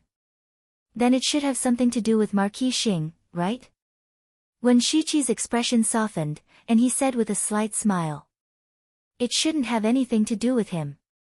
Yan Shi relaxed, shook her head, and said with a wry smile, Although I lived in Marquis Xing's mansion before, it was the elder's idea. In the past, I have been studying behind closed doors, and I have only met Marquis Xing a few times. Why does he need to harm a junior like me? Wen Shiqi carefully observed Yan Shi's expression. After a long while, he said slowly, Then I overthought. I thought there was something hidden about Wang Xingxue's case. Since there is nothing, I'm sorry to disturb you, Yan Tanhua. As he said, he stood up and cupped his hands to salute, and Yan Shi also stood up to return the salute. Lord Wen, you're too polite. Wen Shiqi's eyes fell on Yan Shi's face thoughtfully again, and he was in a trance for a moment. He had seen Yan Shi in his dream. What did this person have to do with him? Chapter 1058. Your Highness, Great Elder Princess said that only some old madams who had been in contact with you before asked about you. However, Ruiping Great Elder Princess and Prince Yu also mentioned you, which surprised her a little. The other old madams couldn't tell who asked about you on purpose. An old maid of Rui and Great Elder Princess's mansion reported. Prince Yu went there in person. Xiao Wanru was shocked and put down the maple leaf in her hand. She was about to finish pasting the painting in her hand and was now decorating it. Prince, you used to come to our mansion. Great Elder Princess said that it was nothing. The old maid answered cleverly. On the way here, Great Elder Princess repeatedly told her to make it clear so as not to misunderstand Princess Chen. Does Ruiping Great Elder Princess come here in the past? Xiao Wanru asked with a smile after thinking for a while. Ruiping Great Elder Princess seldom comes to our mansion. Ruiping Great Elder Princess and our Great Elder Princess are not close in the past, so they just treat each other on the surface. This time, she came here to gossip and asked about Princess Chen from time to time. She also said that Infanta Yuan was in a bad mood and wanted you to comfort her. We are all young people, so it is convenient for us to talk about some things. The old maid said. How is Infanta Yuan's face? Xiao Wanru asked. It seems that she will recover soon, but Infanta Yuan is in a bad mood. Ruiping Great Elder Princess didn't say what it was exactly. I see. If there is any abnormal person asking about me, ask Grandma to send someone to tell me, Xiao Wanru nodded and said. The old maid of Rui and Great Elder Princess's mansion answered and left. Chu Lu gave her a basin of water. After washing her hands, Xiao Wanru walked to the window and looked at the sky. It was sunny outside, and it was a good time to enjoy the scenery. Let's go to the garden and have a look. Xiao Wanru walked out. Chu Lu and Yujie hurriedly followed her. Prince Chen's mansion covered a large area, and the garden was even more exquisite. There were waterside pavilions, winding rivers, and exquisite painted pleasure boats on the water. Everywhere showed the elegant and gorgeous atmosphere of the royal family. It was reasonable that this place was called the Nangong Palace. If there was no such a small side door, it would not be strange to directly include Prince Chen's mansion into the imperial palace. Standing in front of a step, Xiao Wanru stopped and looked out leisurely. After marrying into Prince Chen's mansion for so long, there were some knots in her heart that she had never gotten rid of. For example, she had never gone to this place before, but this place was very vivid in her memory. In front of her, the flowers reflected the tall eaves of the balcony. Under the 2 rows of tall trees, there was an exquisite pavilion, but there was a bone-piercing chill in her heart. No matter how hard she tried, she could not take the next step. The tall palace, the magnificent steps, the noble atmosphere of the royal family, under the reflection of these trees, was pressing nobility, but also pressing blood. His breathing unconsciously became heavy, as if the soles of his feet had fallen into a thick layer of mud, and he could not take another step forward. Princess, what's wrong with you? Yujie noticed her strange expression and hurriedly reached out to help her. Xiao Wanru's delicate little face was pale, and her lips were as pale as her face. Your Highness. Chu Lu also noticed Xiao Wanru's abnormality and said anxiously. She closed her eyes hard, took a deep breath, suppressed the feeling of nausea, pulled herself together, shook her head, and said, I'm fine. Standing still, she finally turned around and walked to the pavilion on the side. He walked further away from this place, and further away from it. Your Highness, are you not feeling well? Do you want an imperial physician to come and have a look? Yujie helped her into the pavilion and asked with concern, I can take your pulse first. No, I just felt a little uncomfortable all of a sudden just now. I'm fine now. Xiao Wanru shook her head. Your Highness, shall I ask Mingqiu Nun to come and have a look at you? Yujie blinked her eyes and suggested. Xiao Wanru's current situation looked extremely bad, so she was really worried about her. Don't bother Mingqiu Nun and disturb her cultivation. We have agreed to invite Mingqiu Nun to come and have a talk in a few days, Xiao Wanru said. When she invited Mingqiu Nun to come last time, she had agreed to invite Mingqiu Nun a few days later. At this time, it was not the time for Mingqiu Nun to enter the mansion, and it was easy to bring danger to Mingqiu Nun. Prince Chen's mansion was also troubled at the moment, so Xiao Wanru was unwilling to involve Mingqiu Nun in it. Your Highness, is it because of the words sent by someone from Great Elder Princess's mansion just now? Chu Lu thought for a while and felt that it was very possible. The princess had been fine before, but after someone from Great Elder Princess's mansion came, she went out for a walk and felt uncomfortable. It's not because of these words. Xiao Wanru shook her head again. Your Highness, do you think it is the people from Prince Zhou's mansion or Prince Yu's mansion who schemed against you? Yujia asked more directly. In fact, she had wanted to ask before, but she didn't dare to ask more when she saw Xiao Wanru's bad look. Of course, the ultimate goal of scheming against Prince Chen was Prince Zhou or Prince Yu. Prince Xian was too young and jumpy, so it didn't seem to be him. I think it may also be the people from Prince Cheng's mansion. I heard that the brocade box has been rusted for many years. At that time, Prince Yu and Prince Zhou were still young, but Prince Cheng was already an adult at that time. Chu Lu retorted with a different meaning. She thought that Prince Cheng was most likely the mastermind of this scheme. But only Ruiping Great Elder Princess and Prince Yu are a little strange. Infanta Yuan and is the future Princess Zhou, and Prince Yu came in person. It doesn't seem to be that simple. Yu Jie retorted. She still felt that Prince Zhou and Prince Yu were suspicious. Even if the brocade box was locked and had little to do with Prince Zhou and Prince Yu, the Empress and concubine De must have passed by that time. But Chu Lu was unconvinced and wanted to argue, but Xiao Wanru shook her hand to stop her. How can the Empress and concubine De be despised by anyone? Xiao Wanru said with a cold face. Yujia and Chu Lu looked at each other and saw the fear in each other's eyes. They knelt down with a plop and said, "We made a slip of the tongue. Please punish us, Your Highness. This is Prince Chen's mansion. Although the prince said that you can talk here without worry, there are too many people here. If someone spreads the news, do you want to die?" Xiao Wanru asked with a little anger on her face. Thinking of this terrible consequence, the two servant girls trembled and said hurriedly, "Your Highness, we don't dare to do it again. Your Highness, we don't dare to do it again. You have to remember that the Nangong Palace is also the Imperial Palace. It's okay if the people in the Imperial Palace don't know what happened in it. If they want to know, it's easy to be found out," Xiao Wanru warned. The two servant girls were alarmed. What Xiao Wanru said just now also made her vigilant. In the past, she didn't restrain them much. If they still behaved like this after entering the Imperial Palace, she would definitely kill the two servant girls. "Your Highness, we know," the two of them said in unison.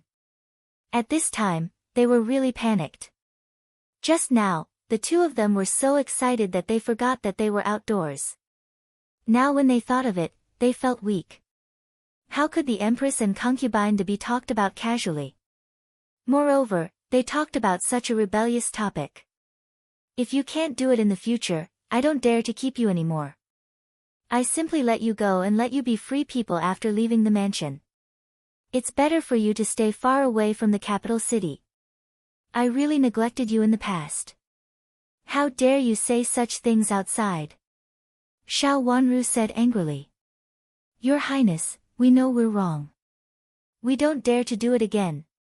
Hearing that Xiao Wanru didn't want them anymore, the two servant girls were so flustered that they burst into tears. They hurriedly kowtowed to Xiao Wanru 3 times and said, "Be careful with your words and deeds. Those who don't live long in the Imperial Palace are those who don't know how to be careful with their words and deeds." Seeing that the two servant girls sincerely admitted their mistakes, Xiao Wanru sighed and looked a little relaxed. "Get up. Remember to be more careful outside in the future. If you are in the Imperial Palace, even in the room, you should be careful." "I know." The two servant girls wiped their tears and stood up. Knowing that the princess did it for their own good, they couldn't help but feel shocked. After arriving at Prince Chen's mansion, there was nothing to do, and it seemed that they were much less vigilant. In the past, they would never say such things outside the room. Even if they said it in the room, they would keep their voices low and speak carefully. "Your Highness, what is that servant girl doing?" When Chu Lu was wiping her tears, she suddenly saw a figure. She looked up and saw a servant girl hiding behind a clump of trees in the distance, behaving furtively. Let's go and have a look. Xiao Wanru also turned her eyes over. Yujie walked over quickly and soon came over with a trembling servant girl. I pay my respects to your highness. The 12 or 13 years old servant girl looked very panicked. Standing in front of Xiao Wanru, she couldn't even finish her words. Where are you from? Xiao Wanru looked the little servant girl up and down and asked gently. I'm tending to the flowers and plants in the garden. Just now when I saw your highness coming over, I was scared, so I hid. I didn't mean it. The little servant girl looked very scared and reported in a trembling voice. What did you hide just now? Yujie took a step forward and reached out to point at the little servant girl's wrist. The little servant girl's hand was tightly curled up and half of it was hidden in her sleeve. Because of the panic, the cuffs were half turned up. If one didn't look carefully, they really couldn't see it. I'm nothing. The servant girl subconsciously hid her hand back. Take out the thing in her hand, Xiao Wanru said slowly. Yujie took 2 steps forward, grabbed the little servant girl's hand, and struggled to throw it out. However, compared with Yujie who was born with great strength, the servant girl's strength was not worth mentioning at all. The wrist hidden in the sleeve was pulled out, and a very thin gold bracelet could be seen on the wrist. It was very thin and a little flattened by Yujie, but it was still a gold bracelet. It was definitely not something that a little servant girl like Yujie in front of her could afford to wear. The loose gold bracelet was obviously not suitable for a little servant girl to wear, so Yujie pulled it off easily. Chapter 1059. It was a very small gold bracelet. When Yujie pulled it down hard, it was twisted. It turned out that it was not round because of the round gold bracelet. It was very thin and had no pattern. Where did you get this gold bracelet? Xiao Wanru asked. My mother left it to me, the servant girl said in panic. Since it is your mother's gold bracelet, why did you hide it? It's not suitable to wear it on your hand. Aren't you afraid of losing it when you work?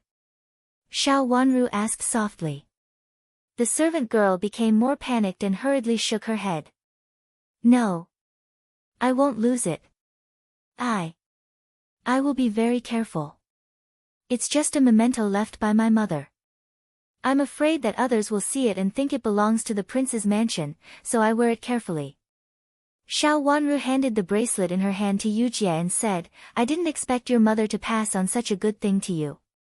It seems that your original family background is not bad. I'll ask Nanny Yu to check her background later and see if she has such a biological mother. If there's nothing wrong, return the gold bracelet to her. Every servant would leave a clear record of her background when she entered the mansion. Such a bracelet was enough to buy so many servant girls. I'm really. Your Highness, please forgive me. It's really left by my mother. I'm afraid that someone will rob it, so I hid it secretly. Your Highness. Your Highness, I'm really your mother.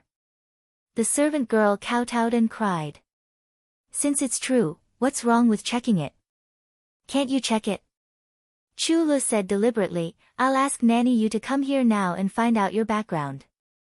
Judging from the honest appearance of this bracelet, it should be from a family with some property. No, it's not mine. Your Highness, it's not mine.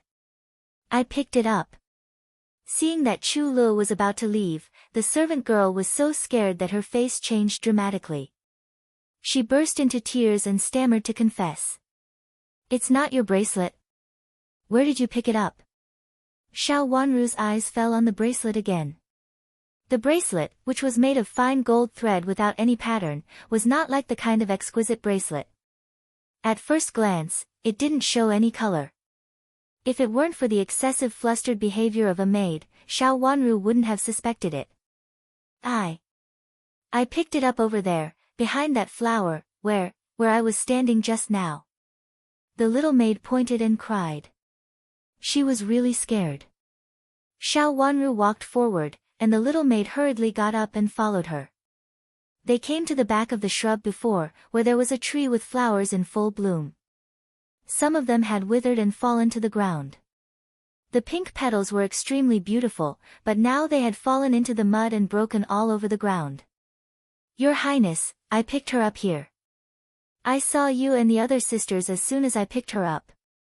I was about to leave in a panic, but the other sisters found me. The little maid wiped her tears shyly and said. Now that the words hidden in his heart were out, he was no longer as nervous as before. There were petals, fallen leaves, and some branches. There was a small hole under the tree. Your Highness, look. The bracelet was originally buried here, and only a little is exposed. When I saw it just now, I dug out a small hole. The little maid was afraid that Xiao Wanru wouldn't believe it, so she pointed to a small hole in the branches and leaves and said. You just dug it out. Xiao Wanru stared at her and asked again. Your Highness, I really just dug it out, and then I saw Your Highness and the two elder sisters. I originally wanted to hide and wait for Your Highness and the two elder sisters to leave before leaving. The little maid was so scared that her tears fell down again. She looked at Xiao Wanru expectantly and begged. Did you see anyone here before? Xiao Wanru asked. I didn't see anyone. When I came here, I didn't see anyone else. I didn't even notice you and the two sisters before. When I dug out the bracelet, I was overjoyed and found you and the two sisters here. The little maid cried again. She was really scared. She had thought that getting a gold bracelet was a good thing, but now it didn't seem to be a good thing at all. It was obviously a fatal thing. If she had known it earlier, she would not have been greedy just now. She would have directly presented the bracelet to the princess, and then nothing would have happened. Is there really no one here? Xiao Wanru thought for a moment and said to Yujie, take her back first and then ask her. Your Highness, I really didn't see anyone. The little maid was so scared that her face turned pale. Her legs went soft and she was about to kneel down again, but Yujie reached out to stop her. Your Highness asked you to go back with us. Just follow us. Don't talk so much. Yujie rebuked her. The little maid shivered and almost leaned against Yujie. Yujie brought her back. The gold bracelet was placed on the table. Xiao Wanru looked at it thoughtfully. Your Highness, is there anything wrong with this bracelet? Yujie asked. She and Chu Lu had also looked at it for a long time, but they really couldn't see anything special about it. This bracelet was extremely simple and didn't even have a flower. Those who didn't know might think it was a small copper bracelet. It was really too inconspicuous. Although they were two maids, Xiao Wanru had rewarded them with a lot of things, and they also had gold bracelets in their hands. Compared with the gold bracelet in front of them, their gold bracelets were not only bigger, but also more beautiful and delicate. They were not as inconspicuous as the one in front of them. This bracelet has just been cast not long ago. The gold color is very good, but it is a little thin and simple. Xiao Wanru's eyes still fell on the gold bracelet. She had a strange sense of familiarity with it, as if she had seen something similar, but she couldn't remember it at the moment. Your Highness, is such a gold bracelet newly cast? Could it be that you made a mistake? The original one must be so ugly that you thought of casting this one, Yujie said disapprovingly. She didn't think there was a bracelet more ugly than this one. Although the pure color of the gold was very good, it was such a waste of such good gold. Your Highness, could it be recast from other utensils? Chu Lu thought of another aspect and said. Xiao Wanru reached out to pick up the bracelet, shook it twice between her fingers, and said softly, it's also possible. Who dropped it or buried it there on purpose? Your Highness, rest assured. When I entered the door just now, I had whispered to Nanny Yu. Nanny Yu is going to keep an eye on it now. Yujie said. As soon as she entered the door just now, she went to find Nanny Yu and told her about it. Nanny Yu went to keep an eye on it in person. Your Highness, don't you also have a pair of such simple bracelets? Chu Li's eyes suddenly lit up and she said. I also have one. Xiao Wanru was slightly stunned and immediately remembered that no wonder she looked so familiar before. It turned out that she really had a pair of bamboo slips. When she was in Huaguang Temple, Chu Luqian had given her a pair of bamboo slips. A single gold bracelet. Go and get it. Xiao Wanru said. Chu Lu went to the bottom of the dressing table and took out a box. When she opened it, there was a pair of gold bracelets in it. The thick and simple gold bracelets gave a sense of sincerity. Without any pattern, they were solid and rough, heavy and heavy. They couldn't be worn at all and were only suitable for collection. Xiao Wanru picked up the heavy gold bracelet given to her by Chu Luqian with one hand and the thin gold bracelet with the other. They were both solid. One was broad and thick, while the other was small and thin.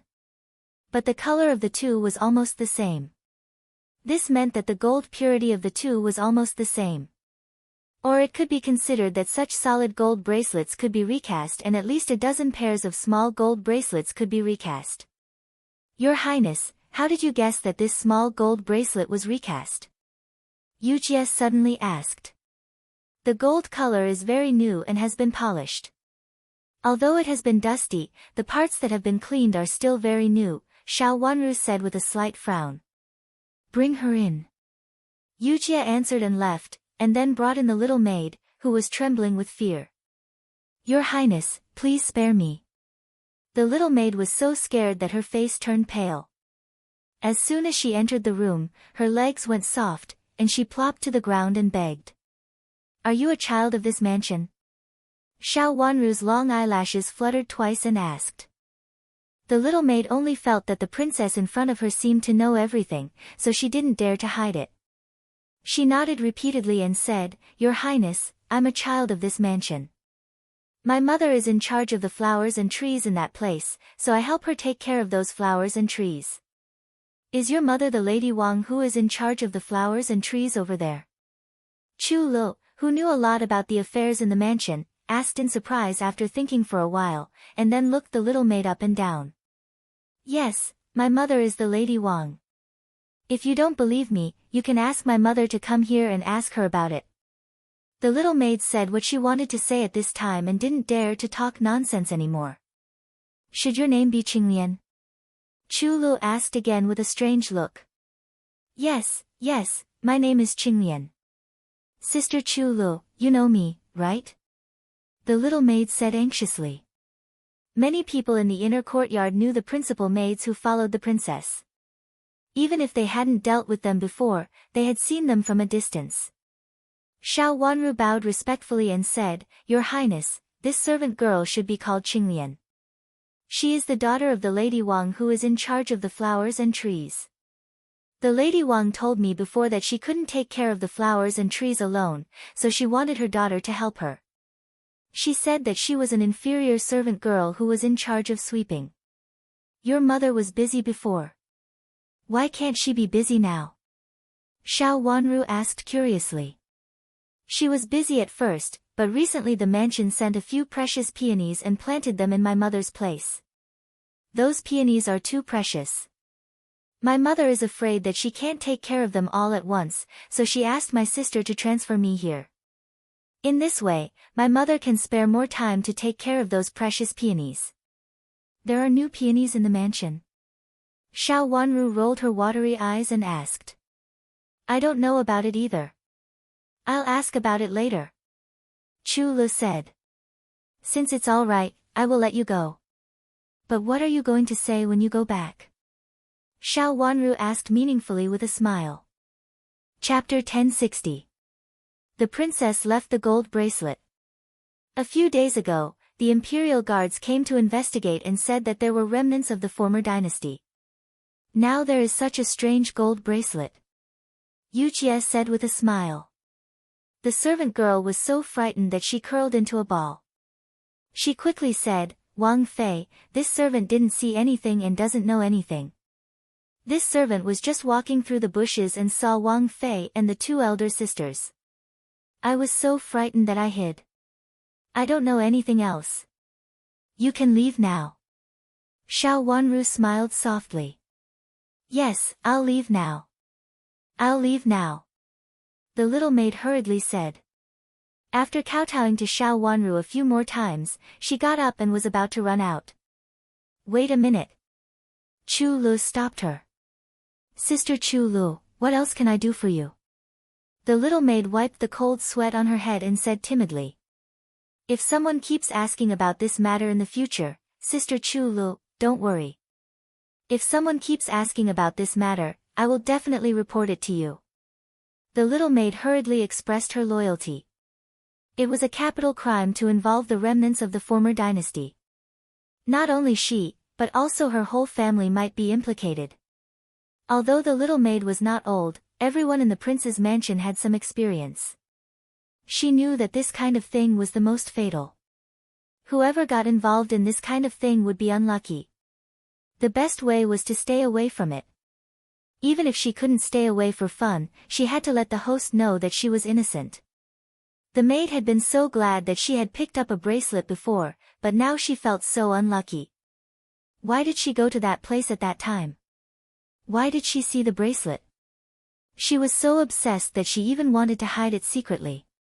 At that time, she should have presented the gold bracelet directly to the princess. Seeing that the little maid was very tactful and seemed to be smart, Chu Lu didn't embarrass her this time and let her leave with a smile. After the little maid left, Chu Lu returned again. In the room, Xiao Wanru was still comparing the two bracelets. The more she looked at them, the more she felt that they were made of the same gold. At that time, after Chu Luchen gave her such a pair of gold bracelets, there was no more news. She didn't know if what happened today had something to do with it at that time. Now Chu Luchen was not around. Put away the bracelets first and wait for the prince to come back. Xiao Wanru ordered. This matter didn't seem simple, or perhaps it wasn't something she could do. She had always been self-aware, and this was a time of turbulence, so she couldn't do anything rash. It was the right thing to do to wait for Chu Luchen to return to the capital city. He could not ruin Chu Liuchen's big plan because of some small things. He was not clear about the matter, and if he rashly intervened, it would easily spoil things. This was no longer a matter of the backyard. Sure enough, when Nanny Yu came to report, she said that she had been watching there for about 2 hours, but she didn't see anyone go to that place. Only a few servant girls and old maids passed by, but no one deliberately went there. Everything seemed to be normal. The only abnormal thing was the bracelet, but it was in Xiao Wanru's hand now. After making up her mind, Xiao Wanru carefully picked up the painting posted by Maple Leaf again. The painting was basically done. Autumn Forest Lady Painting. The deep and light maple leaves decorated the maple leaves under the setting sun, as well as the fluttering skirts and ribbons of women. Only in the key places, Xiao Wanru used lines. After a little drawing, the rest of the places were trimmed into different shapes with maple leaves. There was a kind of natural charm in the softness and beauty. Some lines at the corners of the clothes had more deep marks that couldn't be drawn with a brush. It looked more natural and more charming. Your Highness, does the Empress Dowager really like this kind of painting made of maple leaves? Yu Jie, who was carefully serving beside her, couldn't help asking at this time. She had been to the palace many times, but she had never heard that the Empress Dowager had such a hobby. The Empress Dowager likes it very much. Xiao Wanru nodded, took 2 steps back, and looked at the overall pattern of the painting. She looked lazy, but a trace of coldness flashed in her eyes. In the last life, it was said that the disaster on the Empress Dowager's birthday was caused by a painting made of maple leaves. She couldn't find out the details with her identity at that time. She only said that there were many rumors outside. The Empress Dowager fell ill and was bedridden. Then the power in the hands of the Empress was taken away and she was put under house arrest. There was a big change in the palace, and many people died in the catastrophe there. As for the rebellion of Prince Zhou in the end, this matter should also be an important cause. The original status of the legitimate son was threatened by the Empress's accident, so Prince Zhou also took a risk. This matter originally had nothing to do with her, but after hearing that Prince Chen was also implicated, she reached out and rubbed her head. She couldn't remember how exactly he was implicated, or she didn't know at all. She only knew that this matter was very important. She didn't know where the Empress Dowager's maple leaf painting came from, but this time she tried to destroy that painting and then make up for it with her own painting. With the Empress Dowager's love for Chu Luchen and her painting, she shouldn't punish her too heavily for accidentally destroying this painting. But who on earth gave this painting to her? Why did she know that the painting was ruined, but she didn't know where it came from? It seemed that the Emperor and the Empress Dowager didn't punish anyone. After such a big thing happened, even if the 9 generations of the Empress Dowager's family were not killed, she would definitely not be well. Who was it that caused such a huge disaster and was still alive and well? While Xiao Wanru was guessing, Chu Luchen suddenly decided to speed up. A few days ago, they set off when the sun was high in the sky. Before sunset, they had to rest.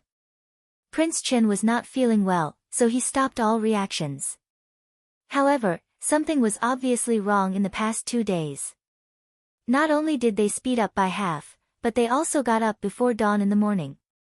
When they couldn't find a place in the middle of the night, they made do in the wild and pitched a few tents. Such a rapid march made all the people in the team dizzy. At first, Princess Yuyan of the Su Kingdom came to Prince Chen from time to time, but now she didn't have the strength to dress up and go out. While the carriage was moving, someone was sent to call Chu Qing over. The Su Kingdom didn't have as many rules as the Dongsan Kingdom. Moreover, in everyone's mind, the relationship between the two of them had long been unclear. It was not a big deal for Princess Yuyan to call Chu Qing to the carriage to talk. When they entered the capital city, the relationship between them would be open. As soon as Chu Qing sat down in the carriage, Princess Yuyan said unhappily, "What on earth does your Prince Chen want to do?" She was charming. Although she was not as delicate as Princess Yutao, she was more gentle and charming than a woman. In the Su Kingdom, there were more people who wanted to marry Princess Yuyan than Yutao. There were more people in the Su Kingdom who wanted to marry Princess Yutao. She had thought that after marrying Princess Yutao, the Su Kingdom would be the world of her mothers. She didn't expect that she would be with Chu Qing. As long as she thought of this, Princess Yuyan was very angry. When Chu Qing came in, he didn't give him a good look, and she disliked him very much. Although Chu Qing was handsome, he was much worse than Chu Luchen. When the two of them stood together, everyone would turn their eyes to Chu Luchen. Princess Yuyan had originally accepted her fate, but now she was a little reluctant. Anyway, she and Chu Qing didn't really have anything to do with each other. It didn't matter if they just lay together in disheveled clothes. She was the princess of the Su Kingdom, which was enough to cover up her slight shortcomings. Moreover, she thought that she was charming and much more feminine than Princess Yutao. How could she not be able to conquer Chu Luchen? Unfortunately, after a while, Chu Luchen didn't move at all. She felt very aggrieved. She had never suffered such a big loss in the hands of a man. No matter how she tempted him, Prince Chen looked at her as if she was a piece of wood, without any affection. She couldn't even get close to him, let alone anything else.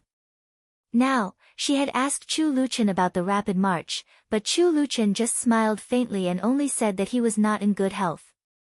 No matter what she asked, he ignored her and sent a eunuch to talk to her. Princess Yuyan couldn't get anything out of him, so she could only ask someone to summon Chu Qing. When she saw Chu Qing, she was angry. If it weren't for Chu Qing, she would still be in the Su Kingdom. As the most beautiful princess in men's hearts, how could she follow him to the capital of the Dongsan Kingdom?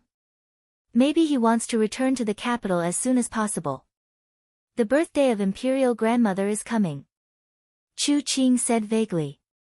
It was the birthday of the Empress Dowager, and the whole country would celebrate it. In fact, he also wanted to go back early and send a birthday gift. When Chu Luchen walked slowly before, he was anxious. Although he was a little tired now, it seemed that it was still possible to reach the capital before the birthday. Why don't you ask clearly? Aren't you Commandery Prince Qing? You are Prince Chen's brother. What can't you say?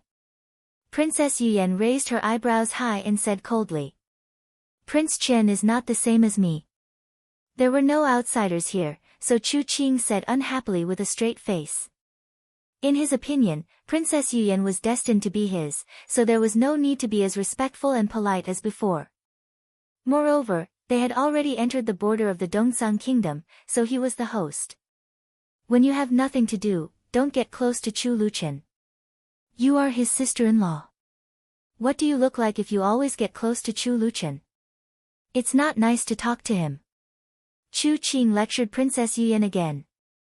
Of course, he was not very satisfied with marrying Princess Yuyan. It could be said that he had never thought of marrying the princess of the Su kingdom. It was he who suggested marrying Princess Yutao to Chu Luchen to Princess Yuyan's mother. He did not expect that in the end, Princess Yutao would turn the tables and force him to marry Princess Yuyan. With Princess Yuyan, it was difficult for him to explain some things, especially to his former fiancée. Therefore, Chu Qing was also in a bad mood on the way. Now that he had come here, the knot in his heart was slowly undone. If he really could not do it, he would make the two co-wives. Princess Yuyan was of noble status, so she would naturally be the main wife. It was not a disgrace to her to be the original co-wife. Slap. A heavy slap in the face made Chu Qing's eyes widen. He looked at Princess Yuyan, who frowned in front of him.